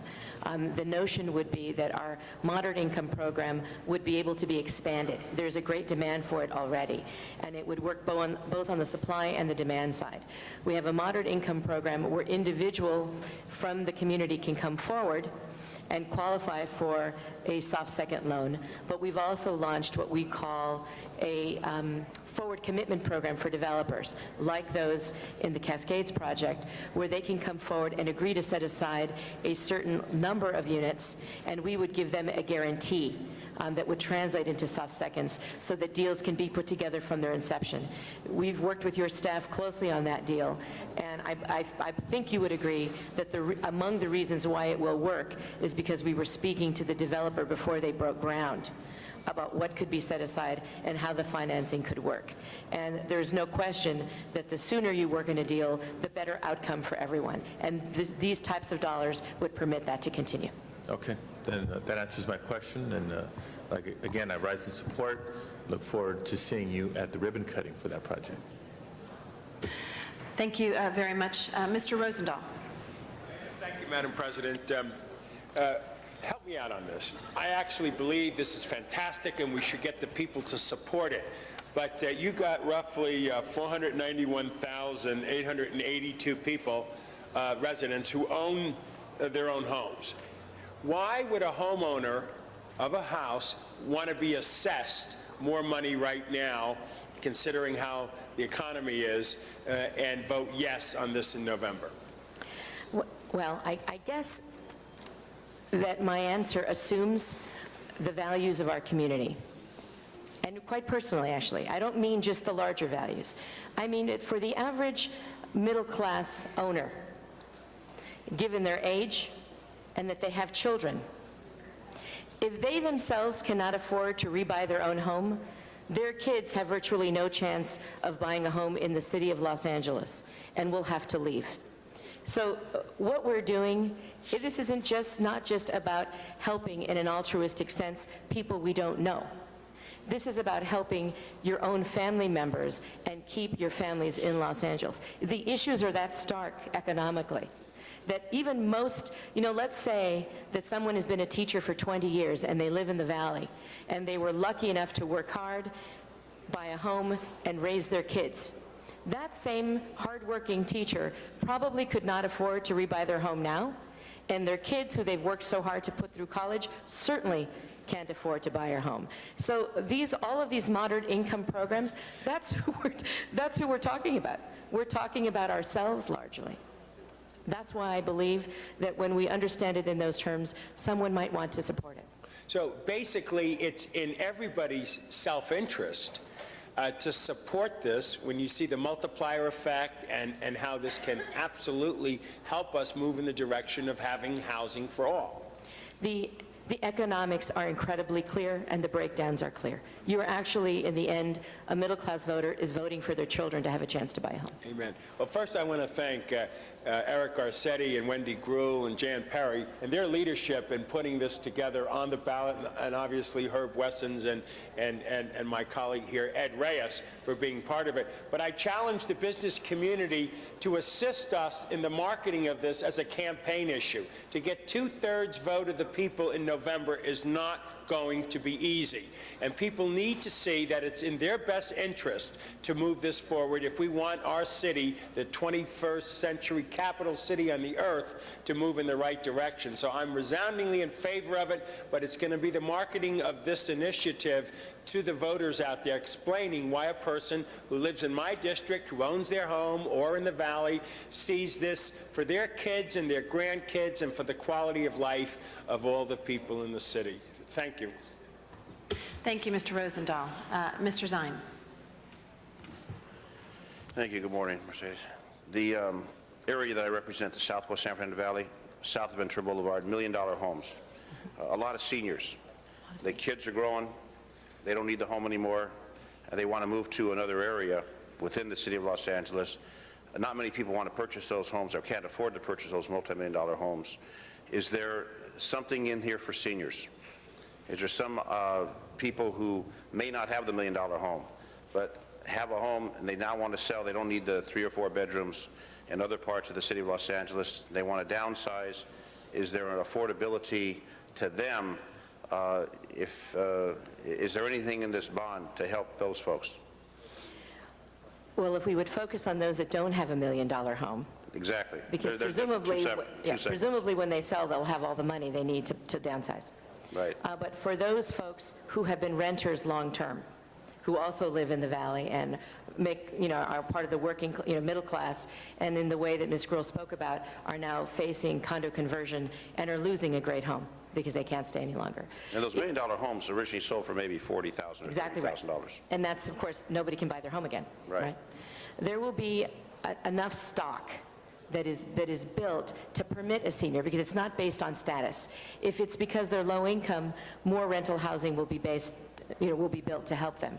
But in terms of workforce housing, many of those same seniors now, with maybe because they have a municipal pension, so they're not wealthy, but they're not poor, those are the types of folks who qualify within the moderate range and would be able to buy, within the workforce model, so that their pensions can help them, even though they could not go out and buy a house at what they cost now. They could buy a condo, they could buy a townhome. And then the other aspect, when we talk about affordable housing, are we talking about any single-family residence, or are we talking about multiple dwellings? On the workforce housing, I guess it would depend on where. What I would say is that this type of program, it's all market-based. It's going to be focused in on where land is available. And I believe that where land is available, there's land in the valley, Where?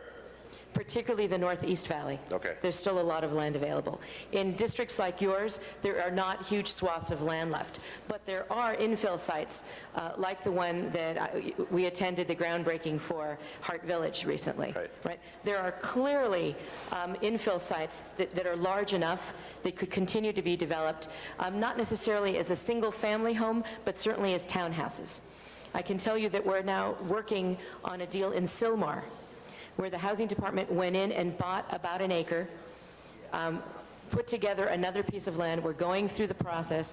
We'll end up with almost 2 acres. We'll rezone it with the Planning Department, end up being able to put about 26 townhomes on there. So that's the kind of product that if we all work together to find sites, including those in your district, because there are infill sites that can still be used, we'll build. Clearly, we do have some infill sites, but it seems that developers find those and they build at rate, and there's little consideration to the workforce housing. I know in Warner Center, for example, 20% of the people who work in Warner Center can afford to live there. Right. And we're trying to increase that. And there's a number of units that are planned, and now the developers want to convert those from apartments to condos because they want to make more money out of it. And I understand their intention, but there's an obligation that we have to provide that, to take the gridlock off the roadway so they can live close to work and everybody can, at least have some semblance of a life. Correct. Versus traveling back and forth. The concern, though, when I find the issue of affordable housing, workforce housing, senior housing, the homeless population, there's so many components. Do we believe that will have a significant impact, a minor impact, a negligible impact when we start this together? I believe will have a significant impact. And it's mainly because the funding will be consistent. Right? For business, the most important value and reality is predictability. If we want developers, whether they're nonprofit or for-profit, whether they have a rental product or a for-sale product, to invest, they have to know that their investment is, has a real chance. That if they're going out and buying a $4 million piece of land, that the chances that they'll get funded within a reasonable business cycle exists. So whether it is bond dollars or any kind of dollars, as long as they're consistent dollars, that's what helps business move forward. And so what the bond offers is 10 years of consistent funding. So it allows businesses for all types of housing, and whether they're for-profits or nonprofits, to be able to pencil it out and understand how to get in line, right, with very clear guidelines to get their deals done. That is the most important thing for business. And ultimately, I would also say to you that it's what kind of dollar, not just how many. And that particularly for the workforce housing issue that you're concerned about and that I'm concerned about, it is that these dollars are general fund dollars. So it will permit, for the first time, the city to get more involved in actually purchasing sites and turning them around, RFPing them for the purpose of workforce housing. We don't play much of a role right now. One, because the Housing Department does not have that kind of funding, and the redevelopment agency is limited within its areas. But this will allow a citywide effort to make sure that we have greater balance in the housing type that we offer to the city. And the cost to the taxpayer, do we have an estimate cost to the taxpayer? Yes, we do. Is it based upon the parcels? How's it going to be This has to, it's, under the law, it has to be an ad valorem tax. It's based on the value of the property. And the estimate is $14.66 per year per $100,000. So roughly for a $500,000 home or piece of property, it would be in the area of $150 a year. I'm sorry, $75 a year. $75 a year? Yes, approximately. For 10 years? Is there 20 years. There's a 20 years? 20 years. It'd be about 28 years. 20 years. Is there an escalating clause in it, or would it Yes, remain? and the 11th year would be the highest paying year. But it would gradually incline, or? Yes, gradual incline to the 11th year, and then it would go back down again. So the average is about 75. The highest year would be about 130 for a $500,000 home. Okay, thank you. Thank you. Mr. Garcetti for our final speaker.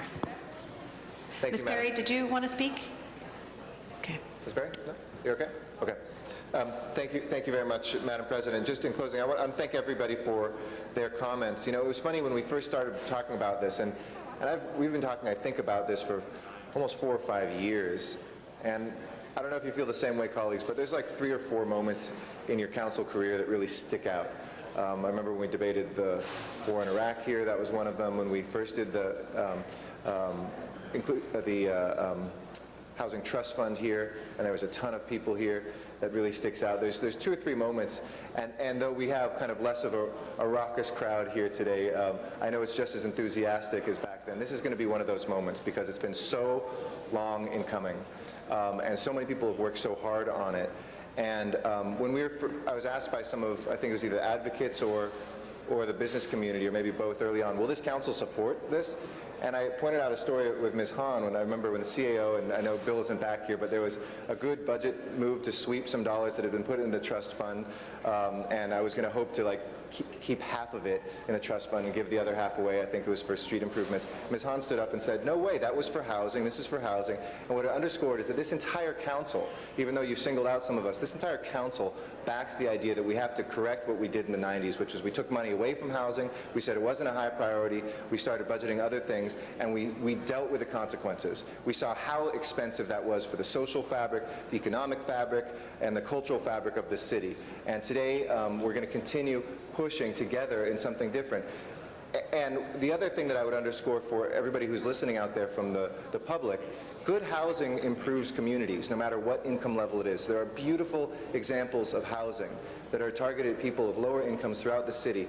Go to Hollywood and Western, which used to be a horrible intersection. You see a transformation in one of those most dynamic intersections of the city because there's good housing there. Similarly, you can see really bad housing that is expensive. So what we're talking about today is something that actually gives us the tools to improve communities, to make them look more beautiful, to connect them with transit corridors, to plan our city better, to reduce pollution, to do those things that we all believe in around this horseshoe.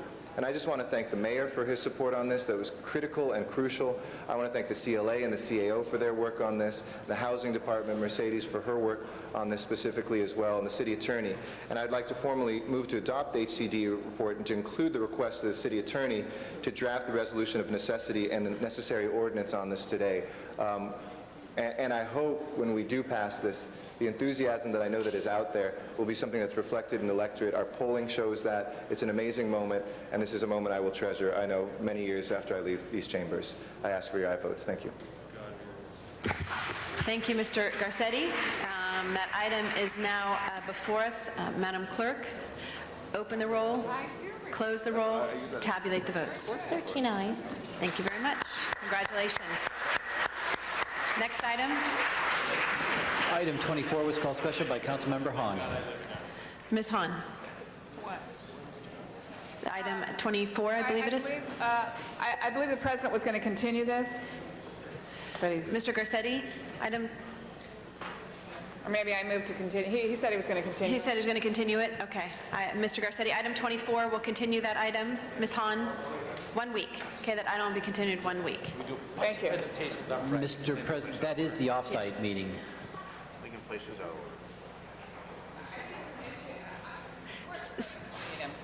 I'm sorry. Ms. Hahn? I mean, that's okay. Why can't we hold it off for a week? Yeah, I know. I think the city attorney had some issues about how long, after it was in rules, that it had to come here. Was that an issue? No. No? Mr. President? I don't. Not sure of any problem. Maybe Mr. Attorney? Were there some issues on how long we could continue? Is there any problems with this? I Continue checked the with week? the city attorney, and we're okay. How about, because that's the off-site meeting. We want to... Okay, yeah, let's do like 10 Yeah. 10 days. days. A week from Friday? Week from Friday? Yeah. Okay, thank you. 9 days, I guess that is. We will continue it Okay. Thank you. next Friday, whatever date that is. All right. Next item, do we have item number 7, I know is here, Mr. Parks, and do we have representatives from DOT? I see them here. Mr. Parks? Mr. Parks is here, and we do have DOT, so we'll go back to item number 7, and then we'll go to 47 Lincoln Place. Mr. Parks? Mr. Parks? Yes, thank you, Item Madam 7. Chair. Item 7, right? I just wanted you to, this is for the public consumption more than anything else, is to advise us exactly what the fee increase, also to advise the public as to what does it take to get your vehicle booted, so they're aware of what we're doing and those issues. Certainly. Robert Andalon, Department of Transportation. The current boot fee is $100. What we are proposing is to raise the fee to $125. What that would do is help meet the cost recovery for both personnel and equipment for this particular So program. currently, we don't have full cost recovery. That's correct. That's correct. The proposed fee of $125 is also less than the impound fee of $148. So there is an incentive to hopefully take care of whatever issues you have for having the vehicle booted and rather than having it impounded. Now, the only way your vehicle is booted is if you have 5 or more delinquent parking citations. 5 or more parking citations? That's correct. Okay. So there are sufficient notices, approximately anywhere from 2 to 4 notices per citation. So there is ample opportunity for the public to be aware. In each of the notices, there is specific wording that identifies this as a sanction that would be applicable. Okay. And how many boots do we put on per year? For fiscal year 0506, we booted approximately 8,300 vehicles. Okay. And when we get to that point, not only the citation fee is available, but also there is a fee for failure to respond. So the price continues to escalate. That's correct. There is the initial fine amount. There is a late charge assessed to it, and there's also a special collections fee assessed to it after that. In addition, so that there's 5 of those, and then there's $125 that you would have to pay to release it. Now, we do provide hearings within 24 to 48 hours of a vehicle being booted. So if for example, there are mitigating circumstances such as a change in ownership that would require a waiver of those fees, that would occur. Okay. And the booting cost or charge has nothing to do with the fines for the citation nor the late charges for the fine? That's correct. It's a fee applied above and beyond the existing charges on the vehicle. Okay. And again, with the new fee, it still is not full cost recovery? That's correct. Okay. But what is it, do we expect to gain in this general fund from the new fee? There would be an approximate 20 to about between $200,000 and $250,000 in additional general fund revenue. One of the other items that the department is exploring is at a recent parking conference, there was an actual boot that has a code attached to it. And rather than have a large number of staff to go out and release the boot, this particular boot would allow the consumer to be able to pay a deposit, receive the actual code to be able to take the boot off by themselves and return it to a redemption center where they would receive their deposit. Okay. Then the last question I have is that, is there another charge or is there a violation if someone tries to remove the boot without paying the fee? There are a number of boots that are lost because individuals have been able to secure whatever tools are necessary to do that. What we would do is refer the case to the city attorney's office for prosecution. Each boot is about $500 to replace, but there is no additional fee that the DOT is authorized to levy against anyone doing that. It would be a claim for damages filed by the city attorney's office. Okay. And then there's potential damage to their vehicle if they attempt to do that? That's correct. There would be potential damage, and again, that would be something that we would not be responsible for. Okay. Thank you very much.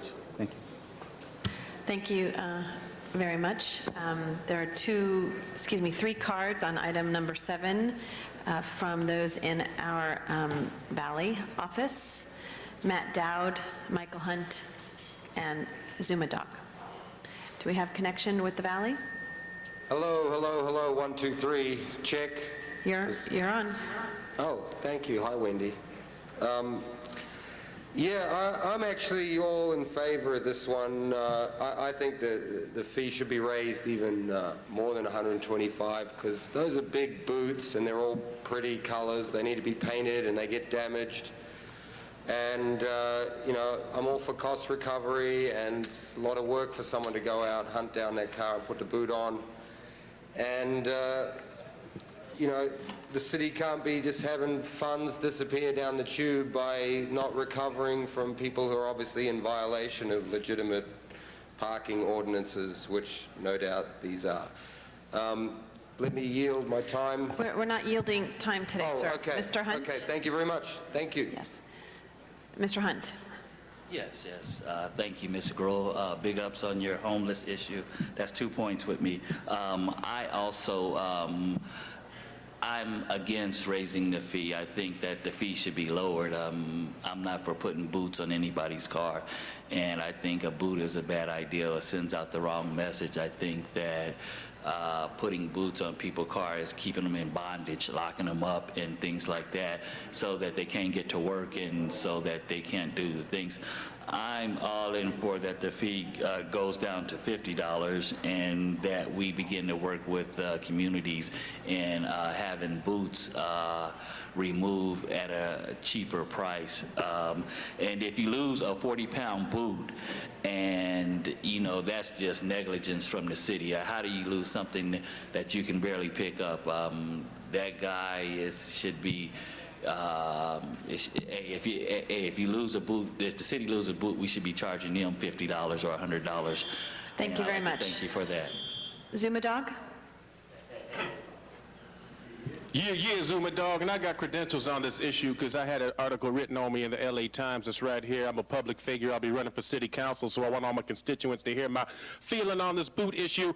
It's because, first of all, $500 a boot. What are these Manolo Blahnik boots? Where are you getting these $500 boots? Fred Siegel? So first of all, bring down the cost of the boots. That's inefficient. You should be getting them boots for way less than $500, y'all. Then you wouldn't need to raise the recovery. And the other thing is, y'all, why do you need to recover money by charging people with this boot thing, y'all? There's so much inefficiency in the government. That's the thing. You're wasting there's so much inefficiency down in City Hall. You got to recover the cost of people that can afford it. At least, y'all, with this boot scenario, you shouldn't be putting boots on people's car anyway, y'all. That's the problem. And so also under the Brown Act, I'd like to say, if you want to see a replay of this, you go to youtube.com. And Bernard Parks, I'd like to say that this is covered under the Brown Act because the Brown Act says anytime you speak on an issue that you're allowed to replay that issue as the Brown Act. So if you want to see more of this, y'all, you just go to youtube.com, y'all, and you go to Thank you very much. Thank you. Colleagues, that item is now before us. Madam Clerk, open the roll, close the roll, tabulate the votes. 13 ayes. Thank you. Mr. Rosendahl has asked that we take the public comment period on item number 47 at this point in time. It is a closed session item. Yes, Mr. Parks? 7 forthwith. 6 and 7 forthwith. Is have the city attorneys come up and explain a little bit, have the public comment, and then save the closed session for afterwards. Thank you. City Attorney?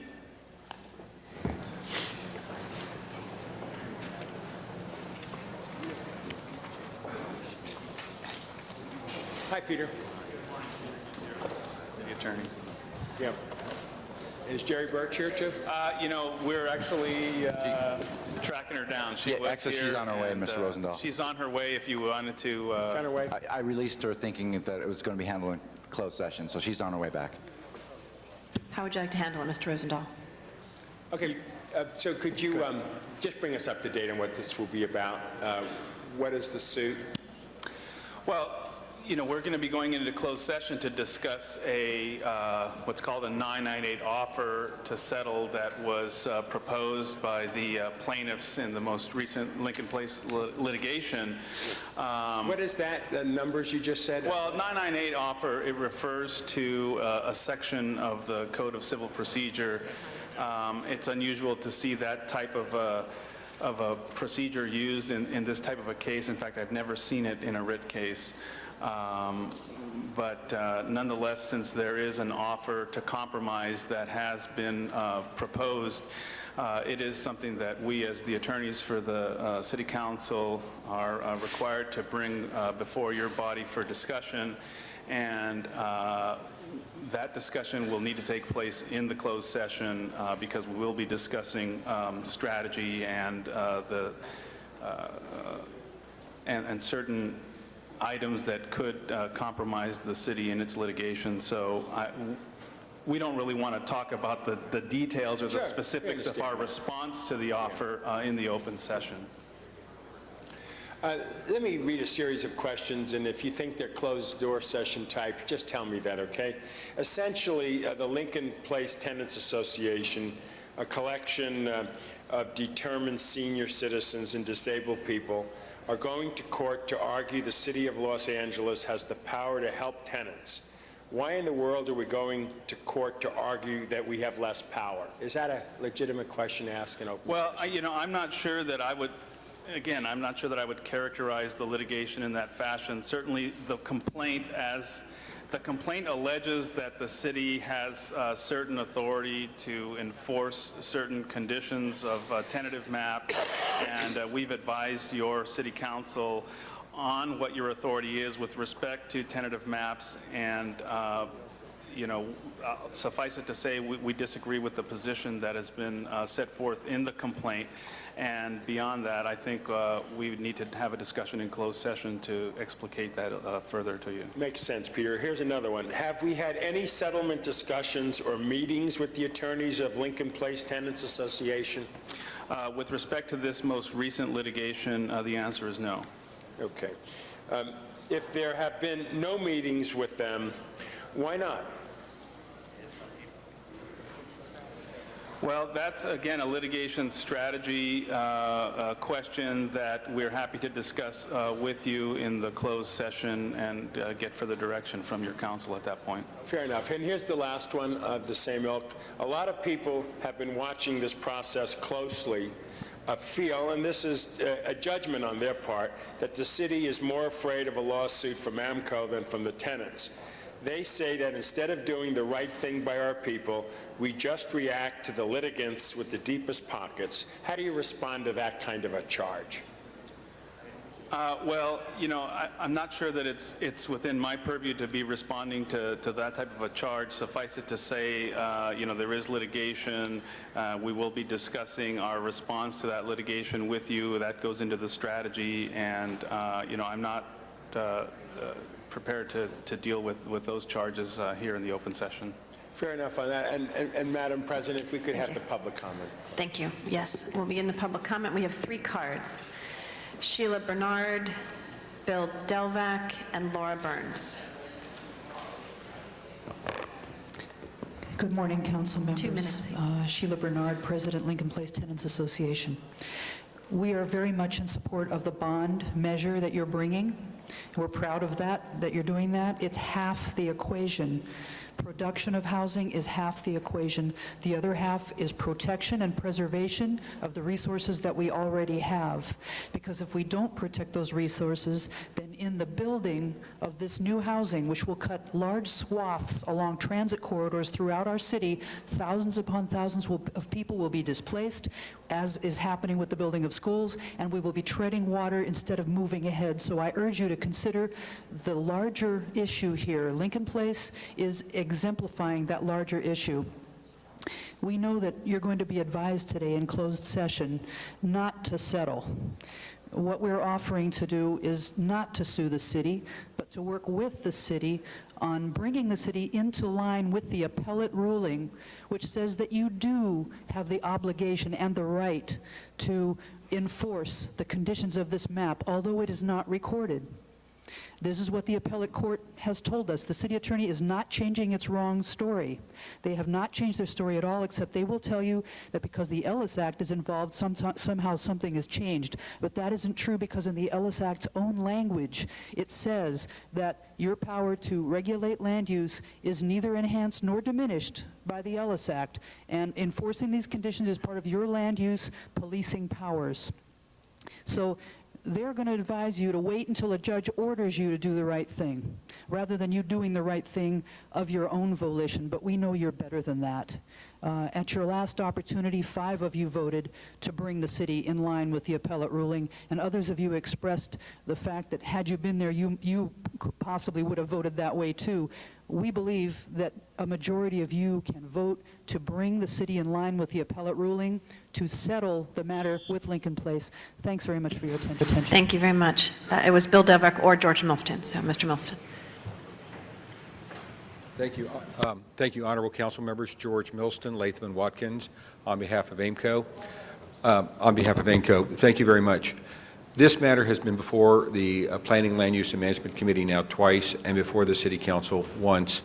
Essentially, the matter that is before you today is exactly the same matter that was heard in the City Council and was rejected in the City Council and has been heard now twice in the Plum Committee.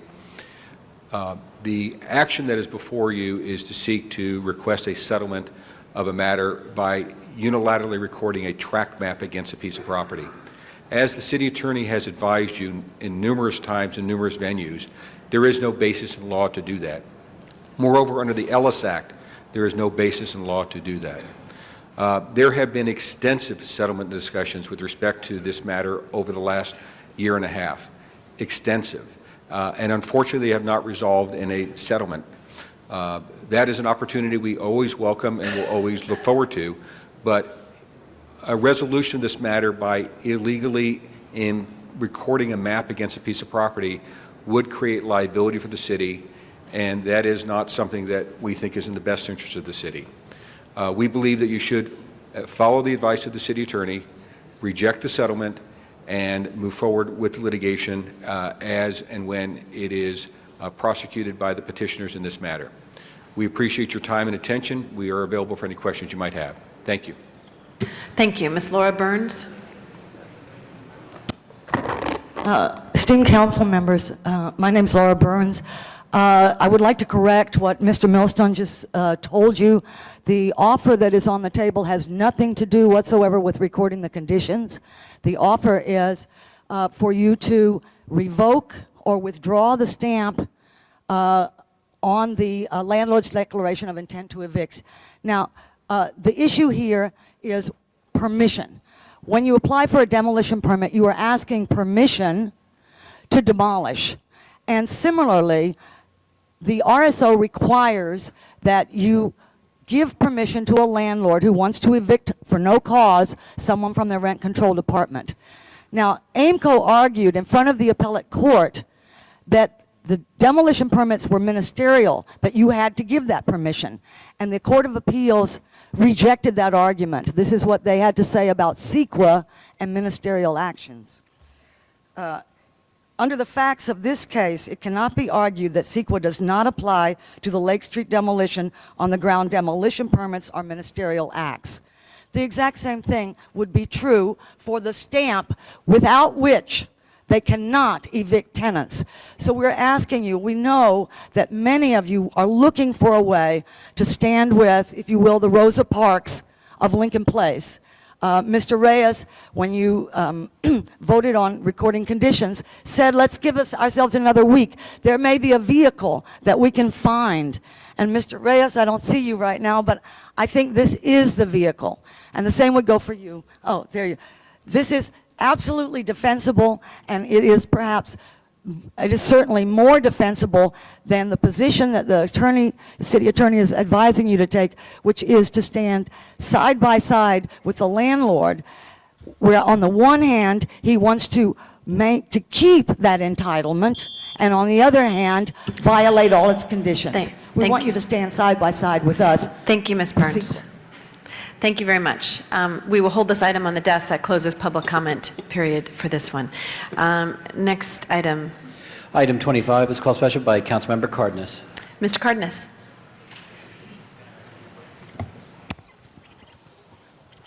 Yes, do we have representatives from the Harbor Commission here? Excuse me, from the Harbor Commission.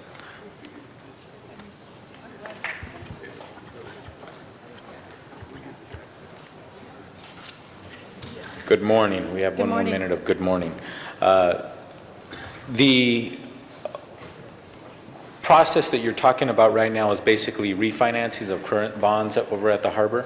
Correct. We're taking and how much is that potentially? $120 million. 120 million. And basically for the public certification, basically what we're doing is taking advantage of the fact that the bonds that we hold today, maybe we can get a lower rate, which ultimately will cost the harbor less money in the long run if we could just refinance them? Essentially, we've got some short-term commercial paper notes that are outstanding, and the long-term rates are approaching, or they're approaching long-term rates. So it makes a lot of sense to take out the short-term notes, convert it to long-term fixed-rate debt, and in the long run, it should save the Harbor Department a significant amount of money.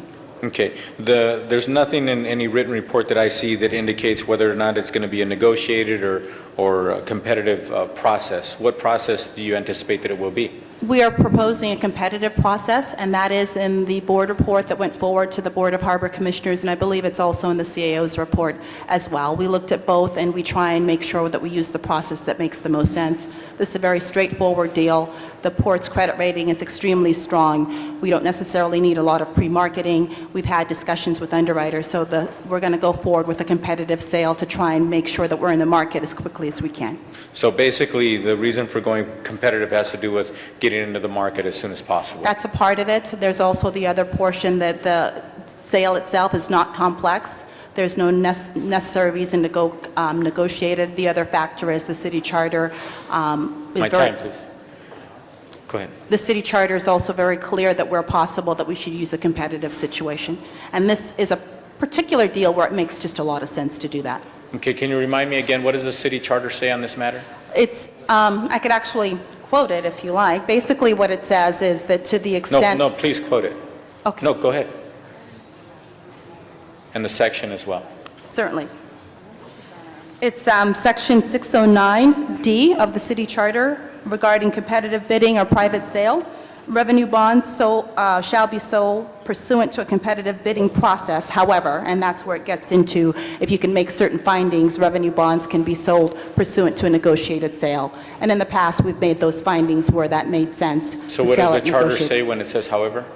However, revenue bonds may be sold by private sales or in any other manner acceptable to the department and the council as authorized by a procedural ordinance subject to the following conditions, and it lists three conditions there. Go ahead. Oh, the board or the department has authorized the sale of the revenue bonds pursuant to a private sale after written recommendations of the chief financial officer of the department stating the reasons why a private sale shall benefit the department. Or two, council, after receiving a report of the director of the Office of Administrative, now the CAO, Services, has approved the private sale. And thirdly, the council has provided an opportunity as set forth in the procedural ordinance to disapprove the selection of a department underwriting firms for the private sale of the revenue bonds. Now, what was the first point of the however? Can you repeat that? The first part after the however, revenue bonds may be sold by private sale or in any manner acceptable to the department and the council as authorized by a procedural ordinance subject to the conditions listed. Okay. Now, what would that entail? I mean, what would be a benefit? What would be considered a benefit that would decide the benefit is going competitive or higher, the benefits there are higher versus going negotiated? I think you'd have to look at a couple of things. Going on a negotiated sale would be the timing. That would be one particular benefit in terms of whether or not you need to pre-market the bonds. Secondly, and at this point we don't have a pool of underwriting firms, and quite frankly also going out and looking at smaller minority firms, you could look at that in terms of a policy consideration there. Now, you're saying that the harbor currently doesn't have a syndicate, a pool of bond underwriters that we could go to? Correct.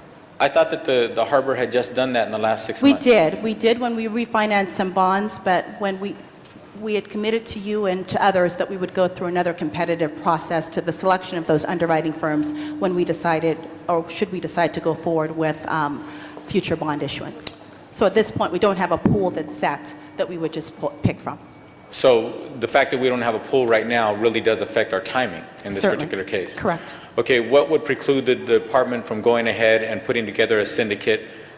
Because with all due respect, a large department like the harbor at any given time could end up finding themselves putting out $60 million in bonds, $100 million in Certainly. bonds, or maybe a long-term strategy, we could find ourselves with $500 million in bonds, correct? Correct. So wouldn't it behoove the department, as large as that department is, and the constant activity, small or large, that rolls forward, wouldn't it behoove them to have a syndicate ready and available?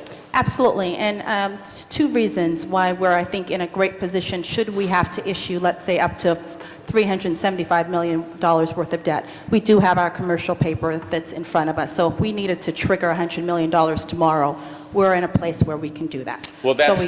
So that's one piece. The second piece My time, is, please. Okay, the second piece is that it does make a lot of sense to always have a pool set and ready to go, and we're going to go through that process. Oh, you are going to go through that Yes, process? we are, because we're looking at our capital program right now broadly to see what our specific needs are. We are going to put another pool together. So there may be a forthcoming bond issuance in the next 6 to 9 months that will probably be through a negotiated situation, and we will have a pool put together for that. This Okay. one just made the most sense because we are trying to take advantage of the interest rates as they Sure. currently sit. Absolutely, and I only have a few more seconds, so hopefully I won't delay you in any way. But now, what is the process for putting that syndicate together, that process? How long should that take? It should move fairly quickly. What we typically do is we go through a competitive selection process in terms of the syndicate. We advertise, we shortlist the firms, interview the firms, and come up with a list, and then that is approved by the board as well as ultimately the city council as well. Now, this last syndicate that was chosen or put together, how long ago was that, and how long did it last? The last syndicate was put together for a specific bond deal that we did back in the fall of last year. We refunded, I can't remember the specific dollar amount, but we refunded some debt, and it was put together for that specific purpose. Why wasn't it put together to just have a syndicate for a period of time rather than just one deal?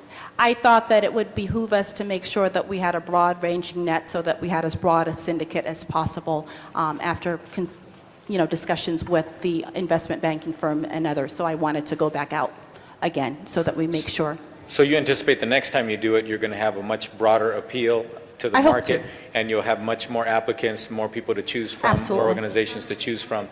And Right. how many firms reported last or applied I don't last time? recall the number. I think it was about 20 firms, and we shortlisted it down to about 7.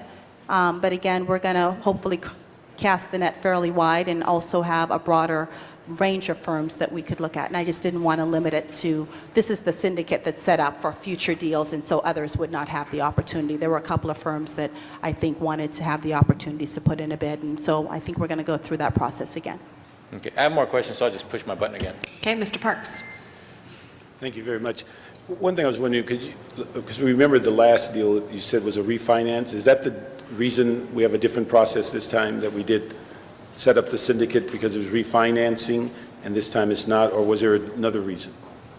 The last deal in terms of the refinancing. I think the one that Mr. Cardenas commented on, that it seems like the last one that came forward, that we had a syndicate and we applauded you as to how it appeared to be a very diverse group of people. And I'm just wondering, is the difference on this deal versus the prior, that one was a refinance and this one is not? The main difference is, looking at this particular deal, we already have $113 million in short-term notes that are outstanding. That other deal was refunding AMT and other debt that was, I don't want to say more complicated, but needed a little bit more expertise, and that made more sense to go through the negotiated sale. Because we don't have a syndicate that's put together for this particular deal, and that the interest rates are moving, who knows, we can't predict it, we wanted to go as quickly as we possibly could. And so that's why the reason for the competitive sale on this one. As we've talked before, I think in some of these council meetings, will this next process that you go through, will it have some consideration for local and small business involvement? Absolutely. Is that going to be part of the criteria? Yeah, what we typically do is we look at all the firms that could possibly participate, and we always do an outreach, and we'll do it on this one as well. We always do an outreach in terms of small, minority, and women-owned firms, as well as the regional firms that's here. Okay. The one thing and it's been unclear, different departments have, I think, done it different ways. When you go out to competitive bid, do we still have some ability to put together the final group that sells the bonds? Ultimately, the sale of the bonds, we can't necessarily dictate what that group looks like because it's not negotiated. You're not selecting those firms up front. So it's a matter of who puts in the bid and who's in the syndicates. What we will do is a lot of outreach to make sure that the firms are aware of the deal going forward and will participate as part of a syndicate. Okay, so we never, after the bid is made, ever have influence about who's part of the syndicate? It has to be done prior to them making the bid? In this particular case, it's basically because it's competitive, lowest price wins. But we will encourage small, minority, and regional firms to participate in the syndicate. And then that encouragement, is that done prior to their Yes. making the bid, that we Yes. encourage that they become a part of? Yes. Okay. Do we have any influence when we encourage them to become a part of of what percentages that may be forthcoming? We do not, because ultimately that will be a market-driven decision, but we do have those conversations. I know I personally had conversations with a lot of the other firms to encourage them to bid as part of our bond deals. The other issue is the area of bond counsel. Is that something that comes as part of the bid, or is that a separate selection, or how does that determination made? Bond counsel has been a separate selection under the city attorney. We do have a bond counsel that's already been selected that will be working with us, as well as our financial advisor, in putting together the timing of this deal and the documents that's required for the transaction. So the bond counsel is identified in advance of it going out for competitive bid? Correct. Okay. Who is that? Is that person or firm been identified? We do. It's Sidley Austin for one, and then Quaitman and Seidel. So they're two firms, and they were selected through a competitive process with the city attorney's office. I believe the council approved those particular agreements last week. Okay. Now, they will work in unison, or is it one or the other? It's two different firms. One is Disclosure Council, and dealing with the official statement and the disclosures that's required, and the other one is General Bond Counsel Advisory. And then when you say you, for the outreach, do we have much influence on that in the sense of people taking your recommendations to outreach? I assume we can't say identify firms, but we can say this is what we'd like you to do. Do we have that kind of influence, or do they have to pay attention? We will strongly encourage, and we certainly will pick up the phone and make that, the deal known both to the major firms as well as the minority firm, and I hope that they all participate. But we cannot You cannot identify firms, and you can't you can't dictate who should be a part of it. Correct. Okay. But as part of the competitive criteria, is that where you put the strongly encourage? Correct. Yeah. Okay. So when they read As that, part of the bid, that's bid. part of what we do, in addition to not just the written documents, the verbal and informal discussions that we will have. Okay. And then what is the timing when you say we want to chase these interest rates? What is our Our timing? goal is to try and close this and actually sell the bonds by late August, September.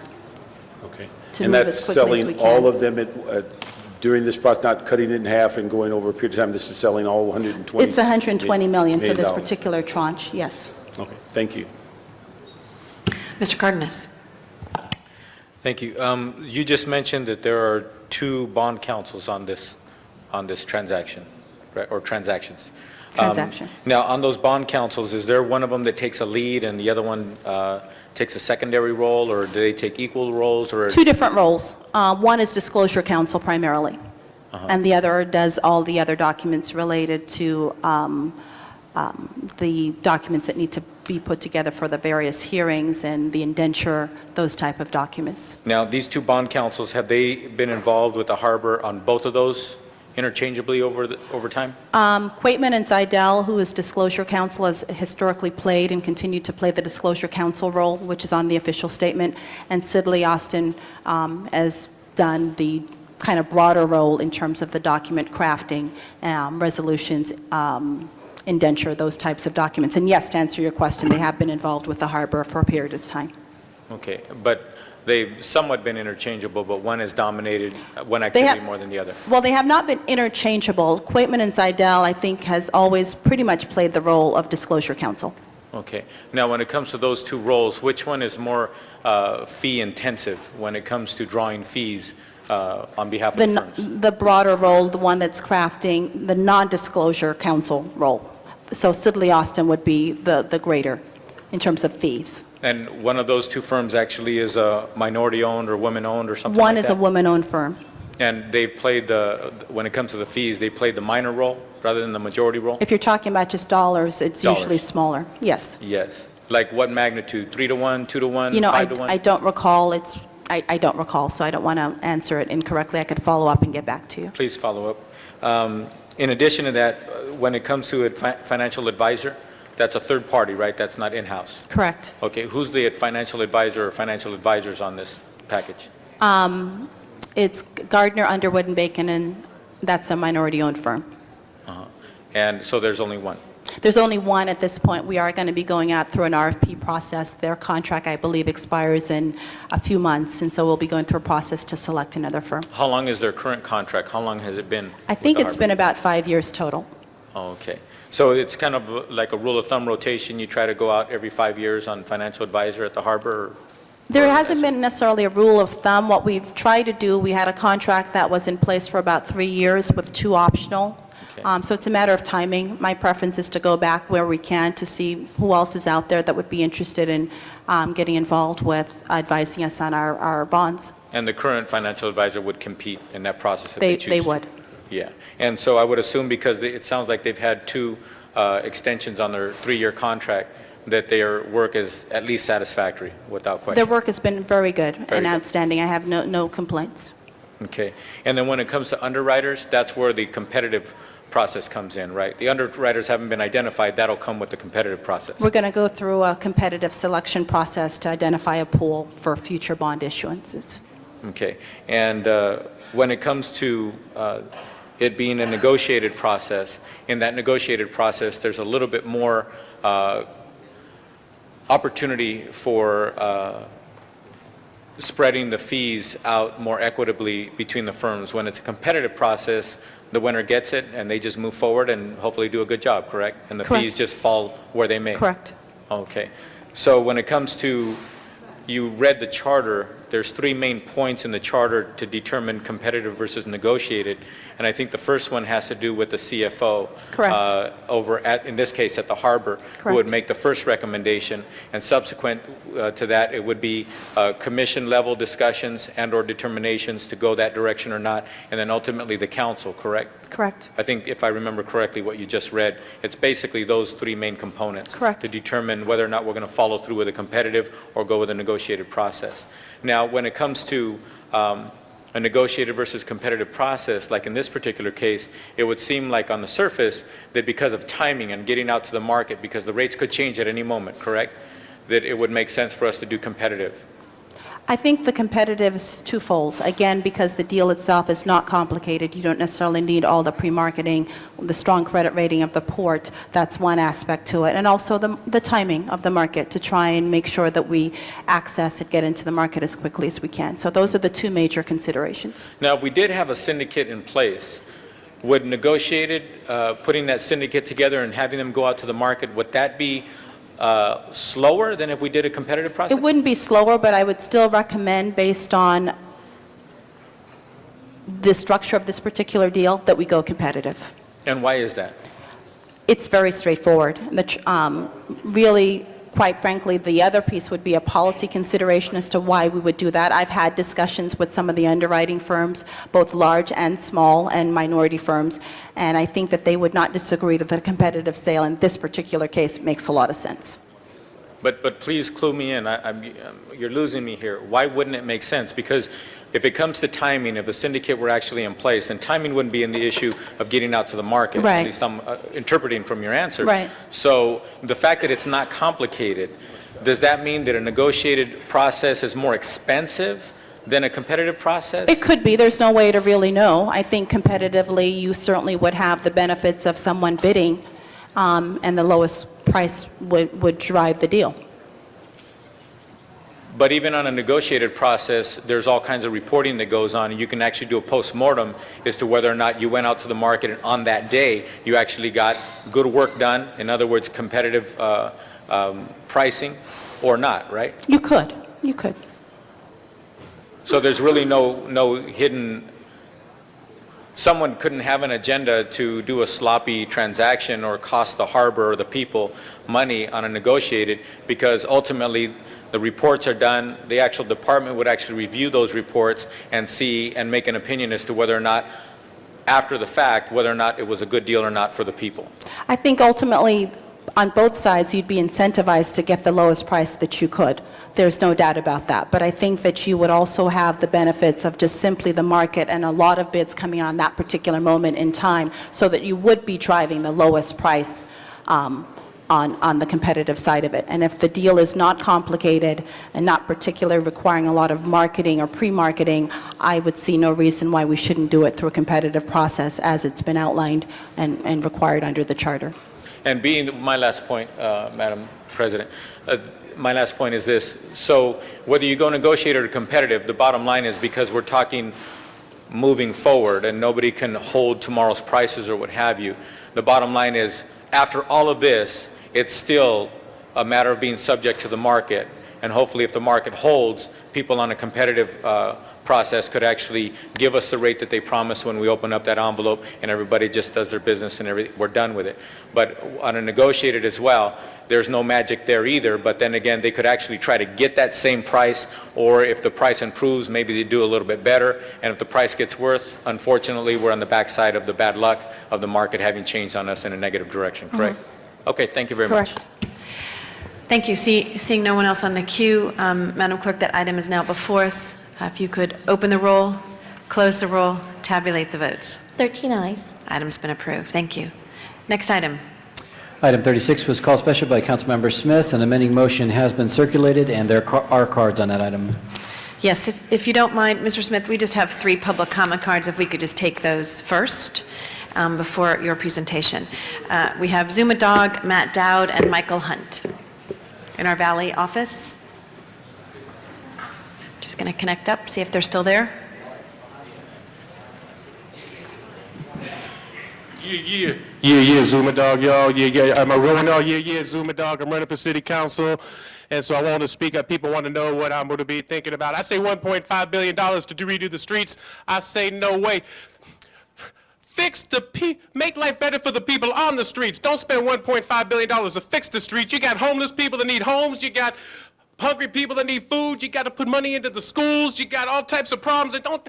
The homeless people don't need nicer streets right now. I say that $1.5 billion to fix the streets is a luxury that the city council can't afford right now. The city can't afford that luxury. Fix the people on the streets first, y'all. Don't indulge yourself by fixing the streets when you got homeless people that needs homes. Put it into that. I'd like to know also if that street includes extra parking. You're going to redevelop the city hall. They're going to redevelop the whole area down there and make it a nice little plaza to attract tourism. I haven't heard Jan Perry address the parking issues, y'all. There's numerous parking issues with that new city development. I wonder if the $1.5 billion includes any of that. I don't think it does, y'all. So my final message, first of all, if you want to see a rebroadcast of this, go to my website, zumadog.com, that I'm allowed to promote under the Brown Act, because these speeches are allowed to be continued. Thank you very much. Mr. Matt Dowd. Mr. Matt Dowd.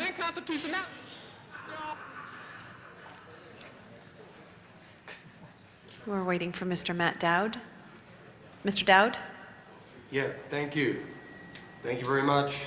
Just want to say, first of all, before I get into the content, Van Nuys, there's the City Hall at Van Nuys.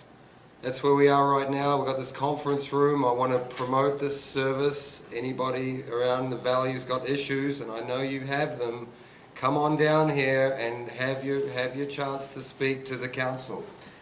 Beautiful wide streets up here. In fact, I noticed when I ride up here, we certainly don't need any money spent at Van Nuys. They're beautiful. The streets are well maintained, well kept. If anything, I think this money should be spent downtown. The streets down there, I think we're going to need plumbing. Maybe there's people, they need restrooms. Probably a shower on every block. You know, the streets can really be improved. You know, Thank you. Mr. Dowd, can I ask you also to speak on item number 44 that you put a card in as well? Okay. Let me just refresh. Your clock is starting. I'd rather come back, please. Can I have... No, I think indicated the president did earlier, they would ask you to speak on some of those items. We're the only speaker. So, Mr. Dowd, item number 44, to refresh your memory, that item is regarding an off-site council meeting. Please start the time. Yeah, absolutely. Okay, now, first of all, could I ask Dion O'Connell, the Assistant City Attorney there, how my overall time, is he keeping account of that today? I'm sorry, what was the question, Mr. Dowd? Well, I just wanted to see what my overall time stood at today, right now.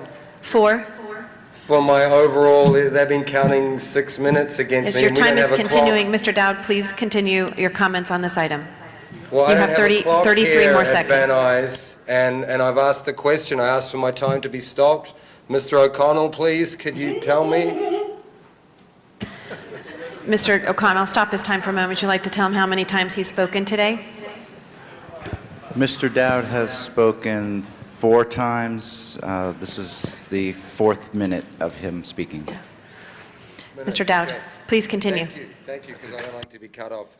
Now, can we reset the clock, or have you taken all my time already? Excuse me? Have you reset the clock, or do we... No, your time's continuing. We've indicated to you a couple times. But I Please haven't go. even started yet. Please. Okay. Well, anyway, I just want to say that I'll be at that meeting, the location, MacArthur Park. Sounds like a great idea. Thank you very much. I'd like to, Mr. Michael Hunt, if you could speak on both item 36 and item number 40, please. Okay, item 36 would be the streets in Los Angeles. Yes, I believe that the $1.5 billion should go to repave all the streets in Los Angeles. I hope that the money don't get caught up in a whole bunch of BS, and that it goes to really to pave the streets and make everything happen to affect all citizens of Los Angeles in a very well manner, so that the cars and that the transportation people really will have some better streets in the community of Los Angeles. And for MacArthur Park on that July date, I'm looking forward to being there and also talking regarding all the MacArthur Park issues and everything as well. And I hope that we understand that we should go to different remote locations, just as well as MacArthur Park and just as well as the Valley. We should come to Venice Beach too, and San Pedro with Ms. Hahn as well. So I am looking forward for that as well, and thank you guys. Did you want to speak on item number 40? You have a few more seconds left. I can't see exactly. 51 seconds. Mr. The Hunt? music festival, I'm all for the music festival. July 16th, I'm for the music festival, and we have big ups. I hope Matt Dow's able to play in the music festival on July 16th. I hope we have him as opening act. Thank you, Mr. Hunt. Whomever is putting the T-shirt behind that is inappropriate. Mr. Zumadog, last item 46. You have 1 minute. Yes, my name's Zuma Dog. I'm running for city council. I haven't decided which chair yet. It depends on who keeps screwing up the most. If you want to find more about me, there's an LA Times article. I'm establishing credentials. Now, to speak on item number 46, to repeat, it's continued consideration for declaring a tent revival on July 16th to incur $638 cost. You want to spend $638 for a tent revival? We got all these problems in the city going on right now. We got homeless to feed. We got people. We put money in schools. Y'all don't do a tent revival for $600. Put $600 of food in Zuma Dog's belly since you won't let them sell shirts on Better Speech no more. I say $600 on a tent revival for Jan Perry's thing. Hell nah.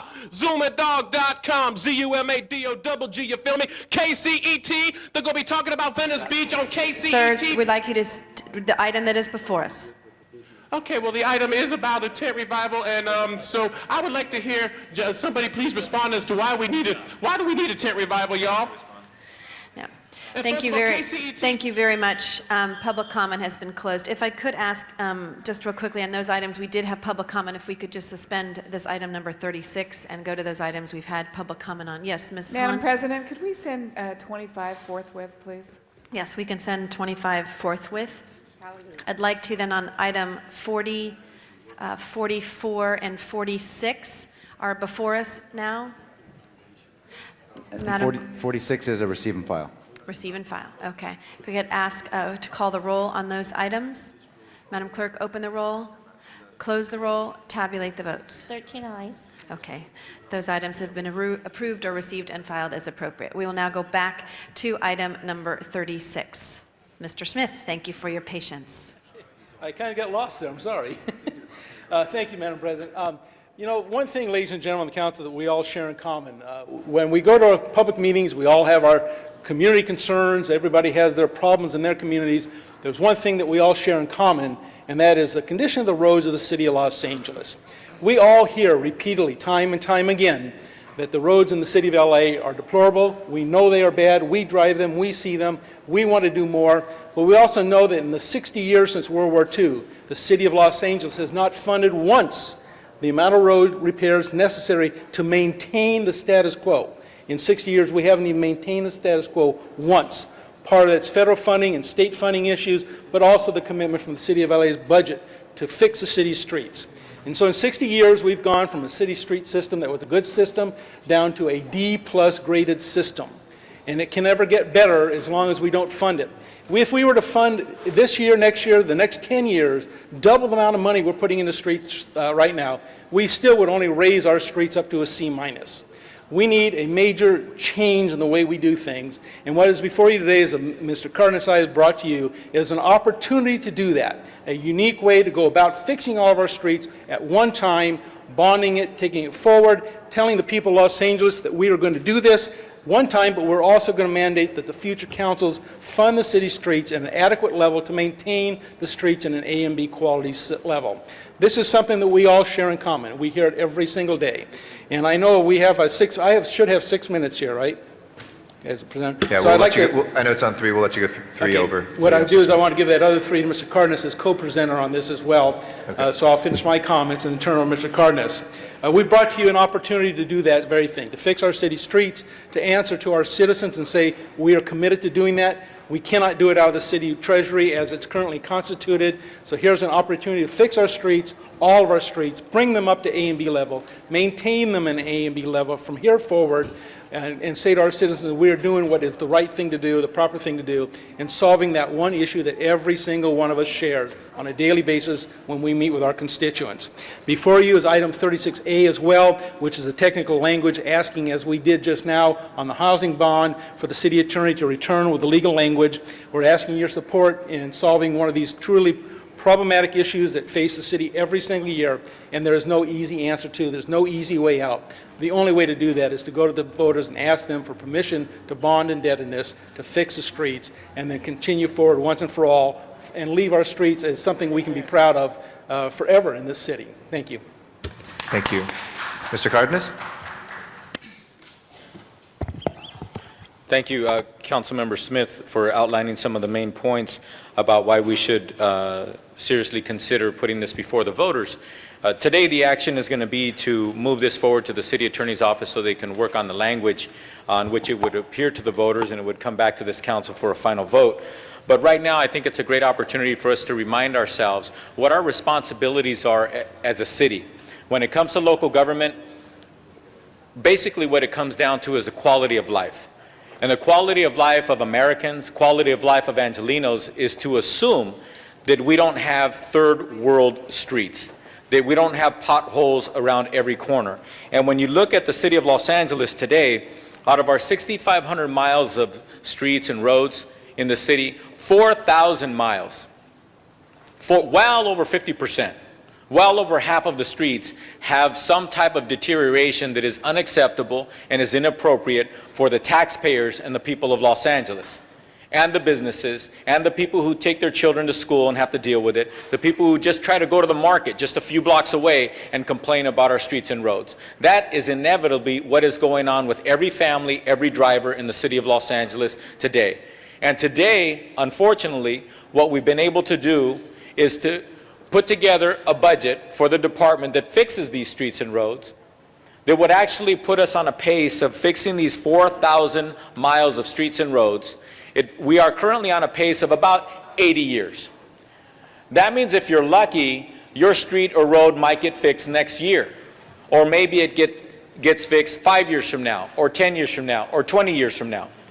But very likely, the streets and roads that you complain about on a daily basis are not going to get fixed in the next 10 years or 20 years. Very likely that you're going to turn around and say, wow, the city finally fixed that one, this one, that one, and that one in about 80 years. What we're talking about here is putting together an opportunity for the voters of Los Angeles to decide, do you want to wait 80 years to get your streets and roads fixed, or do you want to do it in 8 years? And there's a cost to bear on that. And the cost to bear for your average household comes out to about maybe $8 to $10 per household a month. Now remember, what do we pay for phone service? What do we pay for cable service? What do we pay for private security? Maybe $50, $60, $70, $80, or $100 a month? And we're talking about putting our streets and roads up to snuff to the standard that you deserve for just $8 to $10 a month. to raise the property tax approximately $80, maybe $90 a month on your average household for the average Angelino family. I think that's something worth considering. I think that's something that the voters should have an opportunity to consider. And today we have an opportunity to move this process forward, to make sure that the city attorney's office puts this in the kind of form that is legally and responsibly put forth, bring it back to the council, have the debate, and decide if we're going to put it before the voters. Thank you. Thank you very much. Our Chair of Public Works Committee, Mr. Rosendahl. Thank you, Mr. President. Is anybody from the Commission of Public Works here? Yeah. Could the commission show up if they're down the hall and come on in while I'm up on the podium? I'd like them to come and speak on our behalf on this too. And Bill Robertson, who's our great street works guy, come on up. I want to ask you a question too. But commissioners of Public Works, if you're in the building, please come to the council.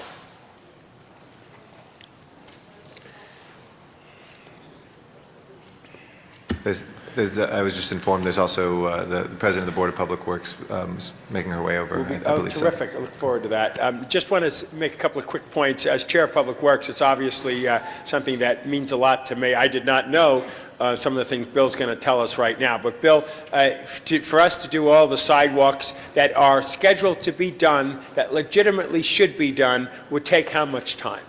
If you're talking strictly sidewalks, approximately 80 years for the sidewalks. Approximately 80 years. What about tree trimming? Tree trimming, currently we're on about a 7.98 year cycle. We should be at a 3-year cycle.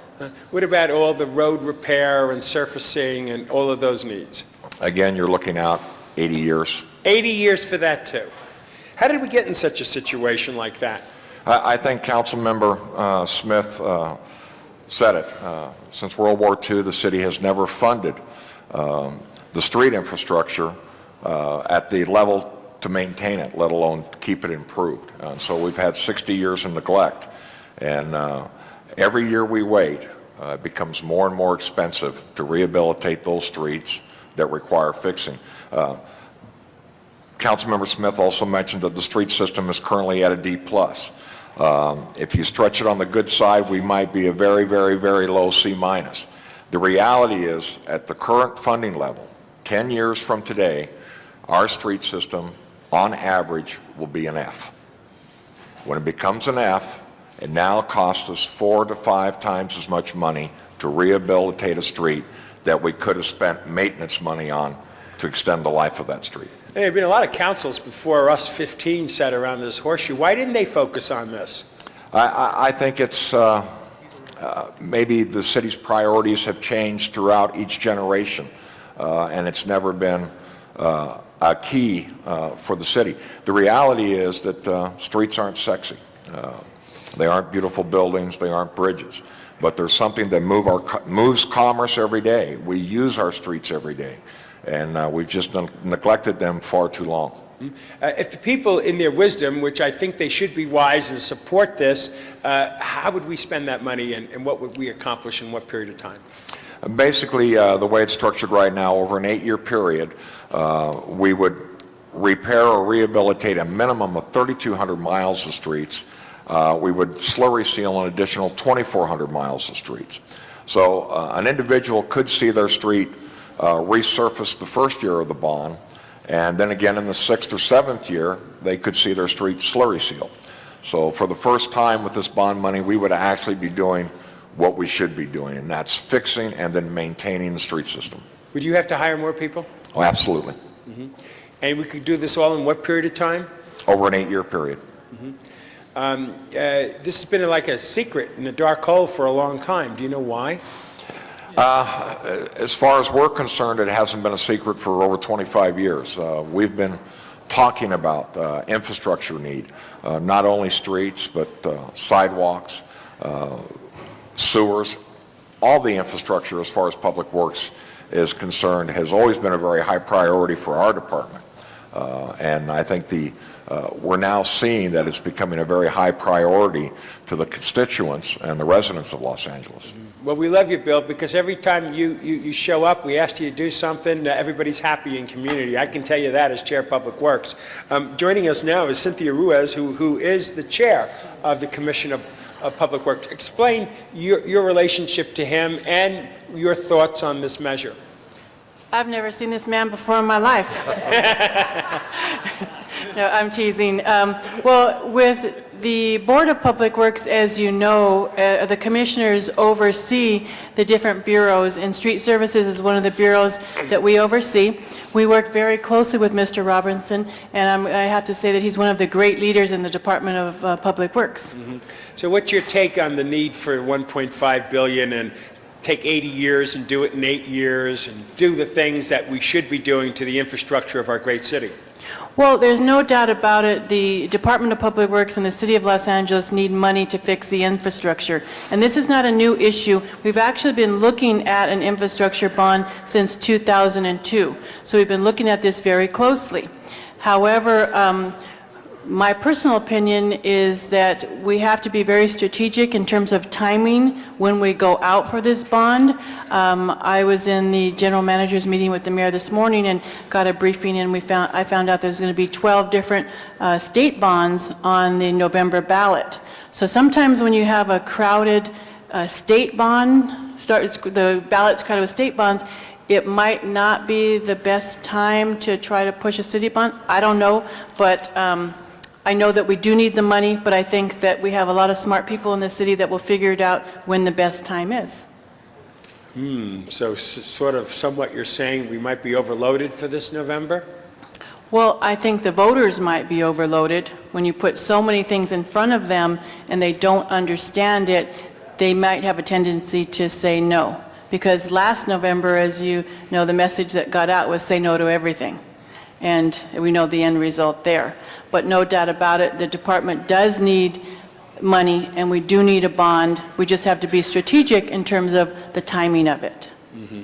Well, I don't know about the timing and strategy at this point, but I can tell you that if it doesn't pass, we'll bring it up the next year and the next year until the people in this great city realize that the only way we're going to get the infrastructure done and get those trees trimmed and those sidewalks fixed and those streets paved is more money, so we can do it in a timely manner.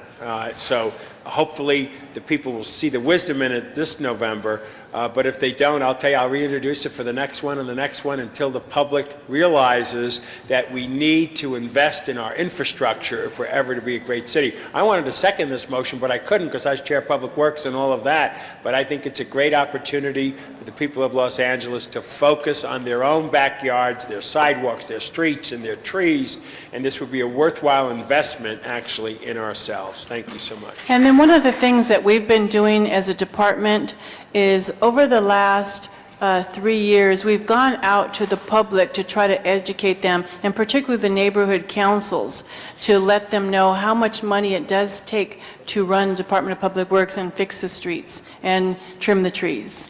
And I can tell you, colleagues, as you all know, we all do a lot of public hearings in our community. We love our folks and we meet with them. When I tell them it's 80 years for the sidewalks and 60 years for the streets and 8 or 9 years for the trees, their minds are blown. They say, what happens to my tax dollars? So my question to you is, why haven't we done this in the normal course of business? Money?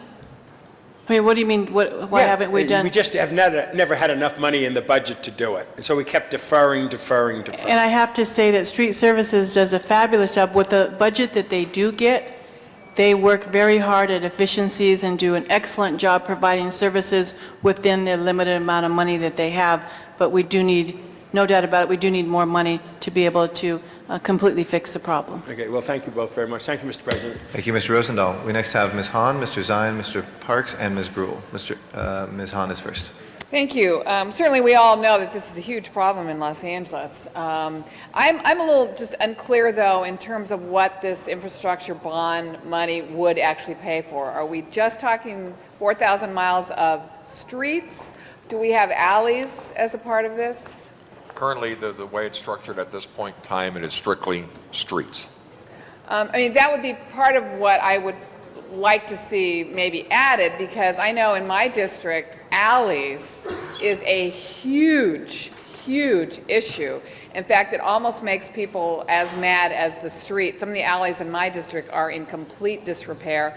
A lot of it has to do with our trash trucks ripping them up, but I have people who are very, very angry about the alleys. I think we would do better in terms of getting voter approval if we included a percentage of the money to go through alleys. That would be my only thing. And the other thing I was wondering if we've got any sense if, in fact, November is the right time to do this. I mean, because I want it to pass when it gets before the voters. I'm not interested in taking it back and back and back. I think we ought to be strategic about this and find the right time when we actually think voters will vote for this. I know November is already looking to be a sort of a crowded ballot with some major infrastructure bonds, housing bonds. So I just want to make sure, I want to make sure we do this right, because I believe in this. I think it's the right thing to do. I think you would get more votes in the 15th district if we added alleys. So I think that would help boost the voter approval. But I also want to make sure that we've done our research, we've done our homework, and we believe that this is the right time to do this. If I could just answer that, Ms. Hahn. This is only an instruction to draft language. It's not saying we're going to put it on the ballot this November. That's a discussion we'll have when it comes back. And in all deference to the Commissioner, that's not the would you be issue. amenable to, in the language, having alleys thrown in there? I think we could have the, I have no objection. And I don't know if you want to do a percentage of it. I said just alleys. Just, I get my one, though. If there's no objection, that'll be included as a friendly amendment. Mr. Zine. Thank you, Mr. President. Coming from the frugal San Fernando Valley and hearing the number that Mr. Cardenas quoted, $120 a year, I look at our people who are paying taxes at the residence, $120 a year for this. We just imposed a trash collection fee. We're talking about a bond measure for housing, which would add to the tax dollar for the residents of the city of Los Angeles. And when I look at our basic responsibility, we're supposed to take care of the streets and the sidewalks and the trees and all those issues. But we have other priorities, and it pushes those aside, and Mr. Robertson doesn't get the money to do what he needs to do, which is a basic function of government. So now we look at assessing the homeowners with additional tax. I'd like to know what the taxes are now, the assessments, because of the community college, because of LA Unified with the build-out. What is the current level that they're paying, and now we're going to add $120 to that? I'm not saying we don't need to fix the problem. I'm just looking at it from the people who are saying, you've taxed us over and over and over, and we've had enough of the taxation, and we don't want to support it. And I come from an area that didn't want to stay with the city, and we're still trying to maintain the semblance of order and let them know we're sensitive to their issues and their needs. When they water their lawns, they have large yards. It costs more during the summertime. They're paying a higher rate because they use more water. And all these different issues come into play. But now I'm hearing another $120 added to everything else. Who has the number that we are paying for the junior college, the community colleges, the school district bonds, the Prop K bonds, all those other bonds? Does anyone have that number? I would certainly defer to either the CLA or the CAO, but I don't know without actually looking at somebody's property tax bill, and I'll have to look at mine when I get home this evening to verify because that. we're talking, I mean, Prop M and Prop P and Prop this and Prop that, we're just adding on another layer, and I'm concerned about the fact that people say, at what point does it end? And you get back to your basic responsibility of providing police and fire and fixing the streets, and not assess us with another tax. This is what we're talking about, is assessing another tax to do what is our basic responsibility that we're not doing because of all these other issues that we're taking and making priorities. Councilman, we don't have that number here, but we can get that number to you by the time that you take any subsequent action to actually vote to put something on the ballot. I'd like to have that because we talk about transparency in government, being open with it, and I think we need to be candid to say, you're going to spend $100 or $120 more on this, you're going to spend so much more on the bond measure if it passes for housing, and this is what it's going to be, so we can be candid with the people, and if they're willing to support it, fine. But we do it piecemeal, and that's the concern, is that this is just $120, but then this on top of everything else is more to the taxpayers that are saying, you know what, we can't afford it where we're at now. And the other question I have, Bill, you talk about 80 years to pave all these streets. Prop A and Prop C, the corridors where we have public transit, that's out of another fund, and we're not waiting 80 years to pave those streets. No, matter of fact, you're absolutely correct.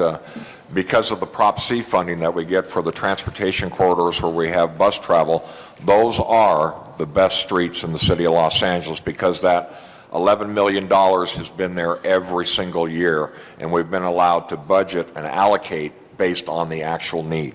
So those are the best streets in the city of Los Angeles. And clearly, we're talking about the secondary roads, the residential streets, where there are many potholes, where there are many areas up in the canyon areas that haven't been paved in 50 years. I've seen those, I've driven those. So I'm not saying it doesn't need to be done. I'm just looking at being honest with the taxpayers and saying this is what it's going to be, and in this time of frame, you say in 8 years, we'll have it all done. And it kind of reminds me of the Golden Gate Bridge. When they finish it, then they start over on the other end. And maybe another 8 years we'll do the same kind of thing. But I think we keep going around, and the city was negligent for many years by not doing it, and now we're trying to play catch-up.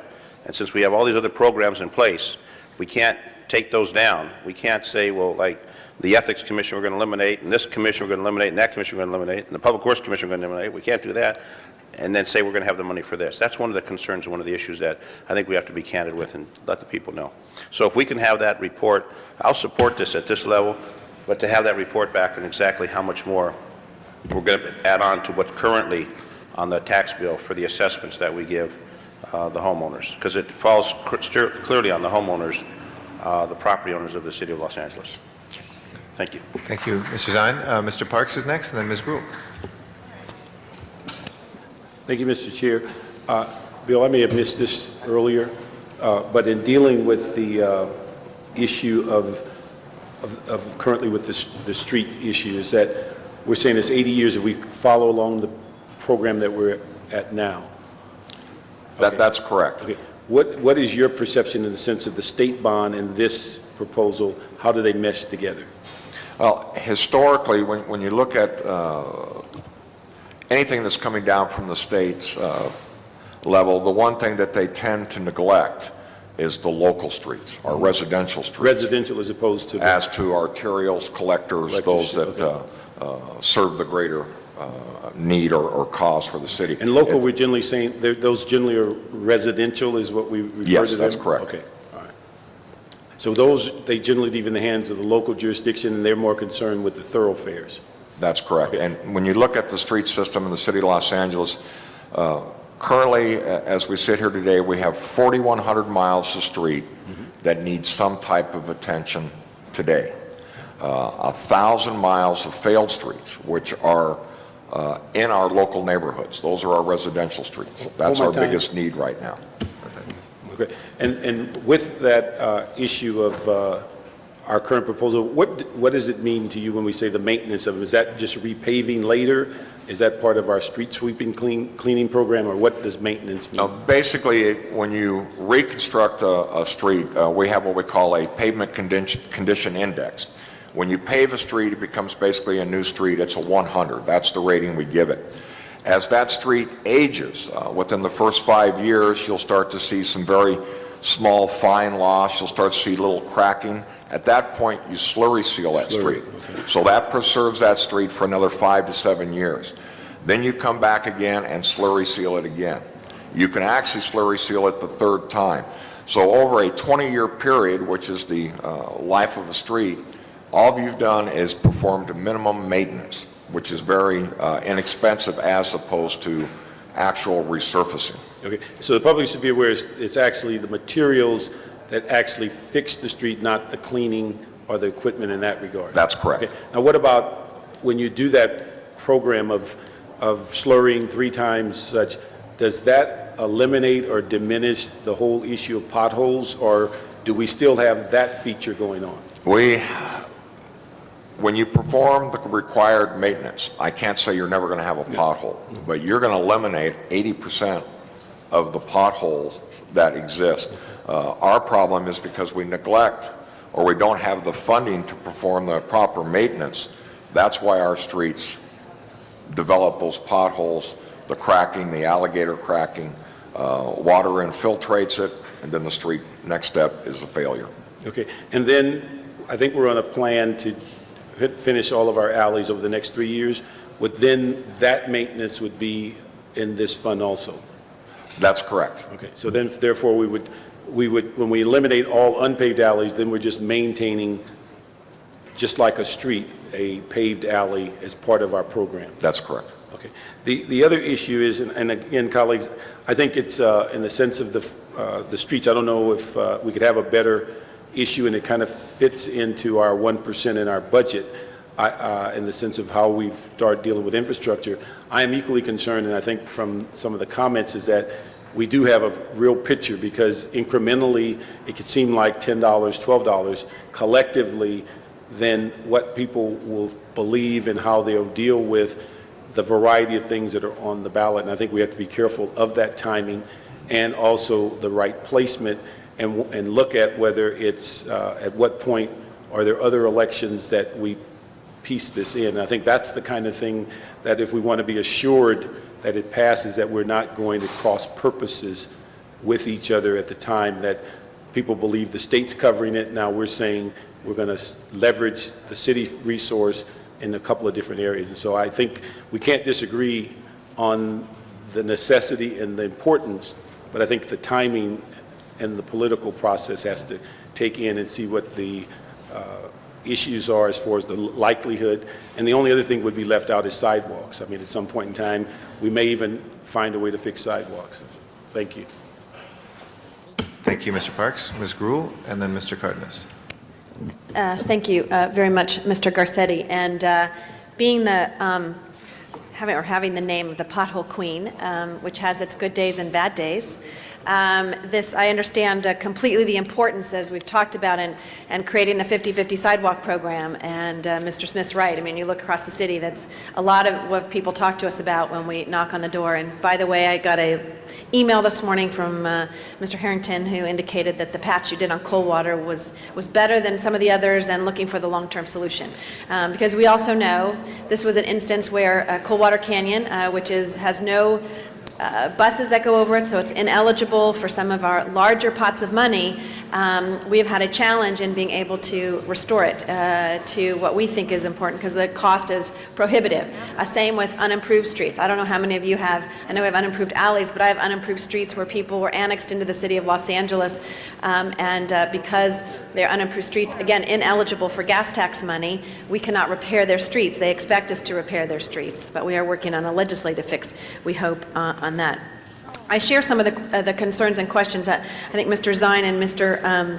Parks asked, as far as timing, as far as, I don't really know, and this is something maybe that you're asking to do. I mean, the original motion said come back and tell us exactly how the money is going to be spent, what it will be spent on, how many miles does it assess. I mean, we did that a little bit on obviously on the housing bond. You see the CLA report has per cost, what each of those items are in that effort, and would be concerned of moving forward on it without having that kind of detail and information, as well as polling information, et cetera, to determine what is the best time. I think you mentioned that, Commissioner Ruiz. What I would like to recommend, and I don't know if this would be a friendly amendment to Mr. Smith and Mr. Cardenas, because I think people are interested and willing to let it go forward and ask some of these questions, but not ready to say we want to put it on the ballot. And I think in the 36A, where you have the request the city to draft the necessary resolution ordinance and submit and to place on, to assess placing it. I think I just want to have that there's some concerns about timing and what's going to be in it, and transparency to tell the public this is what it would be used for. And so I would just friendly amendment to ask that we that would say assess that information. So it looks like that's a friendly amendment. There's no objection. Do you have any, I don't know, maybe you have answers to the questions about exactly how much it'll cost per 100,000, and what it will, out of the billion, is it the billion? I don't have, suddenly I'm not finding that. Exactly what it says in the motion, because the only thing we have is this motion, which is it's a 1.5 billion. How it would break out? Is there a CLA report or CA report that says how that 1.5 billion would be broken out as far as what we're spending it on? Natalie Bro from the CAO's office. I don't have a report, but I can tell you because we've already figured those amounts if you'd like me to. The bond would be issued Sorry, I never over- did ask for holding my time, so I know I'm over and I ask questions, but you have that in written form? Yes. Did it go to committee? No, I don't think it did. Okay. What's it? Well, there are two questions that were asked, is that right? One on the amount, but you also then asked what would it be spent on? Because I think you're answering what the amount would Yeah. be to the Uh-huh. taxpayer, right? Right. Okay. It, That's just a standard calculation on any numerical number regardless of the Correct. bond. So Correct. Why don't you answer that first? okay, on a $300,000 home, which is what we did the calculation on, the maximum tax would be $111 in the 9th year. That means that it would work itself up and then come down again. Over the life of the what bonds. year? In the 9th year? Yes, it's the highest year of debt service because you're issuing over a 20-year period with 8 years of issuance. So what would be in the In earlier years? the average is $61 for 28 years because you're issuing $187 million over 8 years. So the 9th year would be when you have the maximum amount of debt service because that's when you have the full $1.5 billion outstanding. And so it's $61 is the average for a $300,000 home. Okay. Per year? Per year for 28 years. And you have the listing of what it would be spent on? Well, we're preparing that report now, and we certainly have that available for the next council hearing.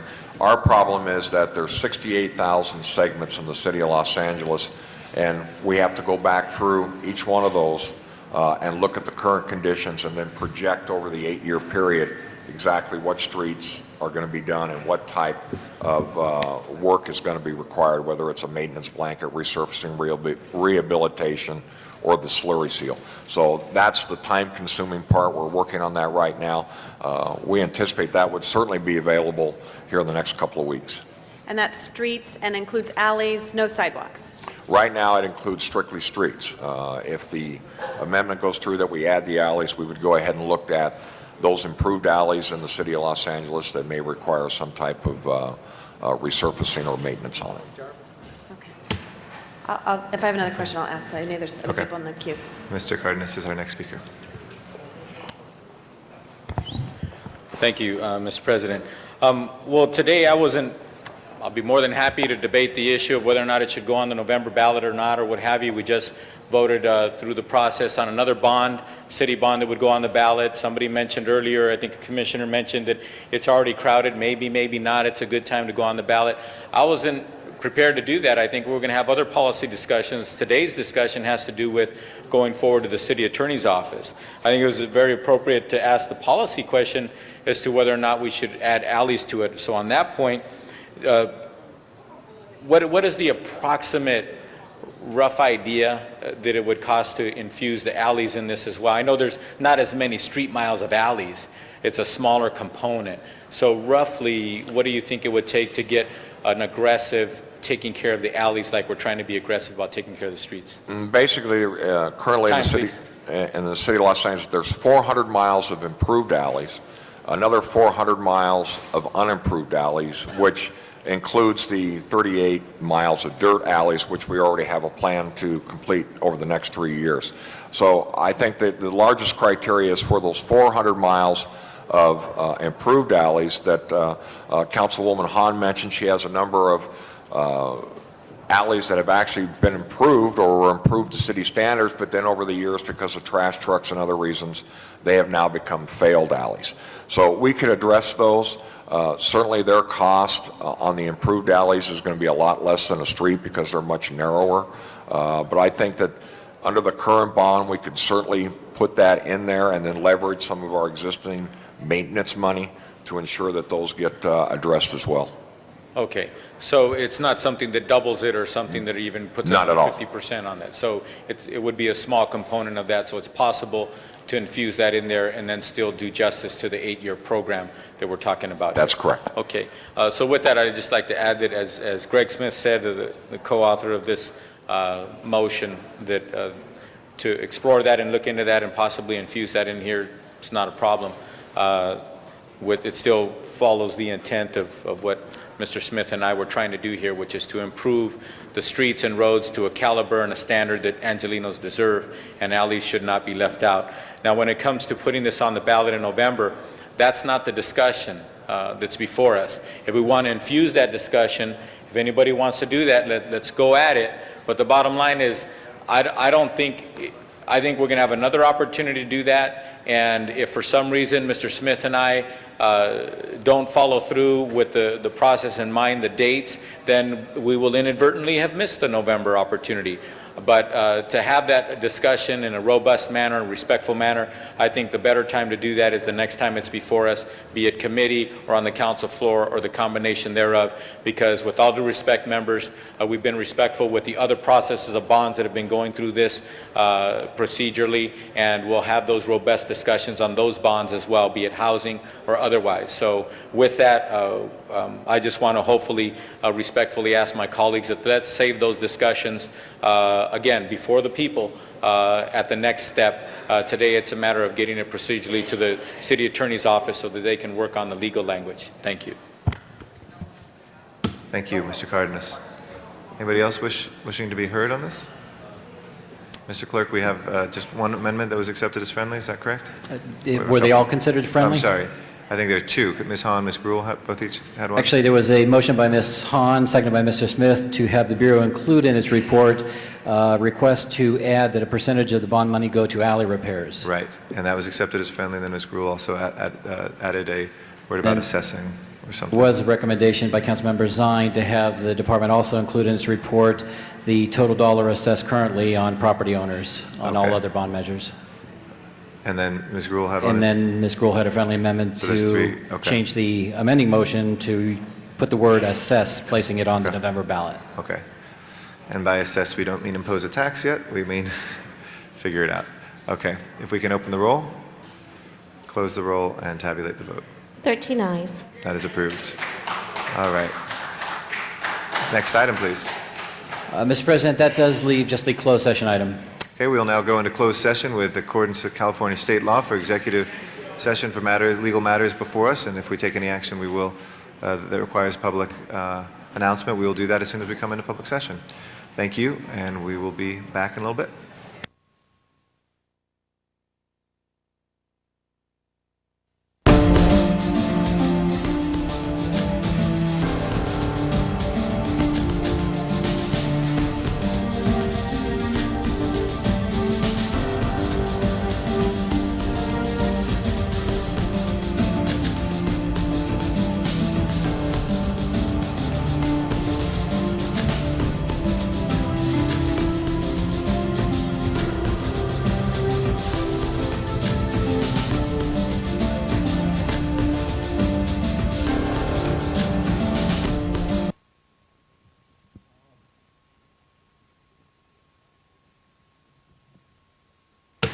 Welcome back into open session, colleagues.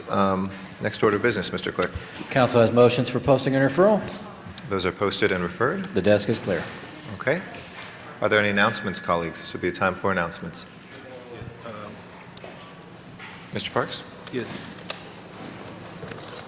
Thank you, Mr. Chair. Just, I won't be here Friday, but just for the community, the ongoing Farmers Market in Leimert Park will be on Saturday morning, each and every Saturday morning, rain or shine, 9 a.m. to 2 p.m. at Degnan Boulevard and 43rd, right in the Vision Theater parking lot. And so that's one announcement. The other one, just as a reminder, tomorrow, the renaming of Southwest Station in honor of Homer F. Broom, and that's in front of the station at the 1546 Martin Luther King Boulevard on the 13th at 10:30 a.m. And my final announcement is just for the community to be aware of the Exposition University Park CAC elections are July 27th at 5:30 at the Epic Center, 3990 South Menlo. Thank you. Are there any other announcements? I would like to announce that the item that was before us in closed session, that's not legally required for the announcement. I would like to have an abundance of caution this time and announce that that was rejected by that it was approved, the city attorney's recommendation to reject the settlement offer. No, we don't, it's not requiring a vote. It didn't even require a public announcement, but I wanted, with an abundance of caution, to announce that and let the public know as well, just as a matter of principle. Okay, any other announcements, colleagues? Can I please ask everybody in council chambers to rise for our adjourning motions?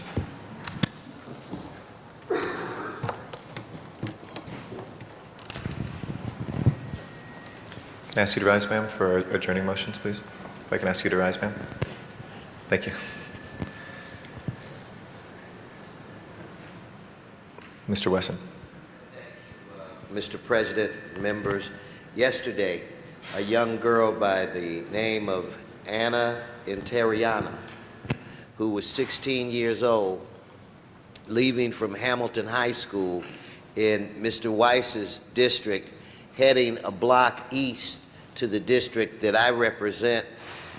She was shot and killed by some individuals in a white van who allegedly exited the van and shot at a group of 6 or 7 young children. This, from all reports, young Anna was not a gang member, and she was the youngest child in the family. She is survived by her mother, Miss Martinez, and a few sisters, and hopefully on Friday, Mr. Weiss and I will be introducing a reward motion for $50,000. We've got to stop this senseless behavior and bring those responsible to justice. Thank you, Mr. Wesson. Other adjourning motions, colleagues? If not, Mr. Clerk, please call the roll.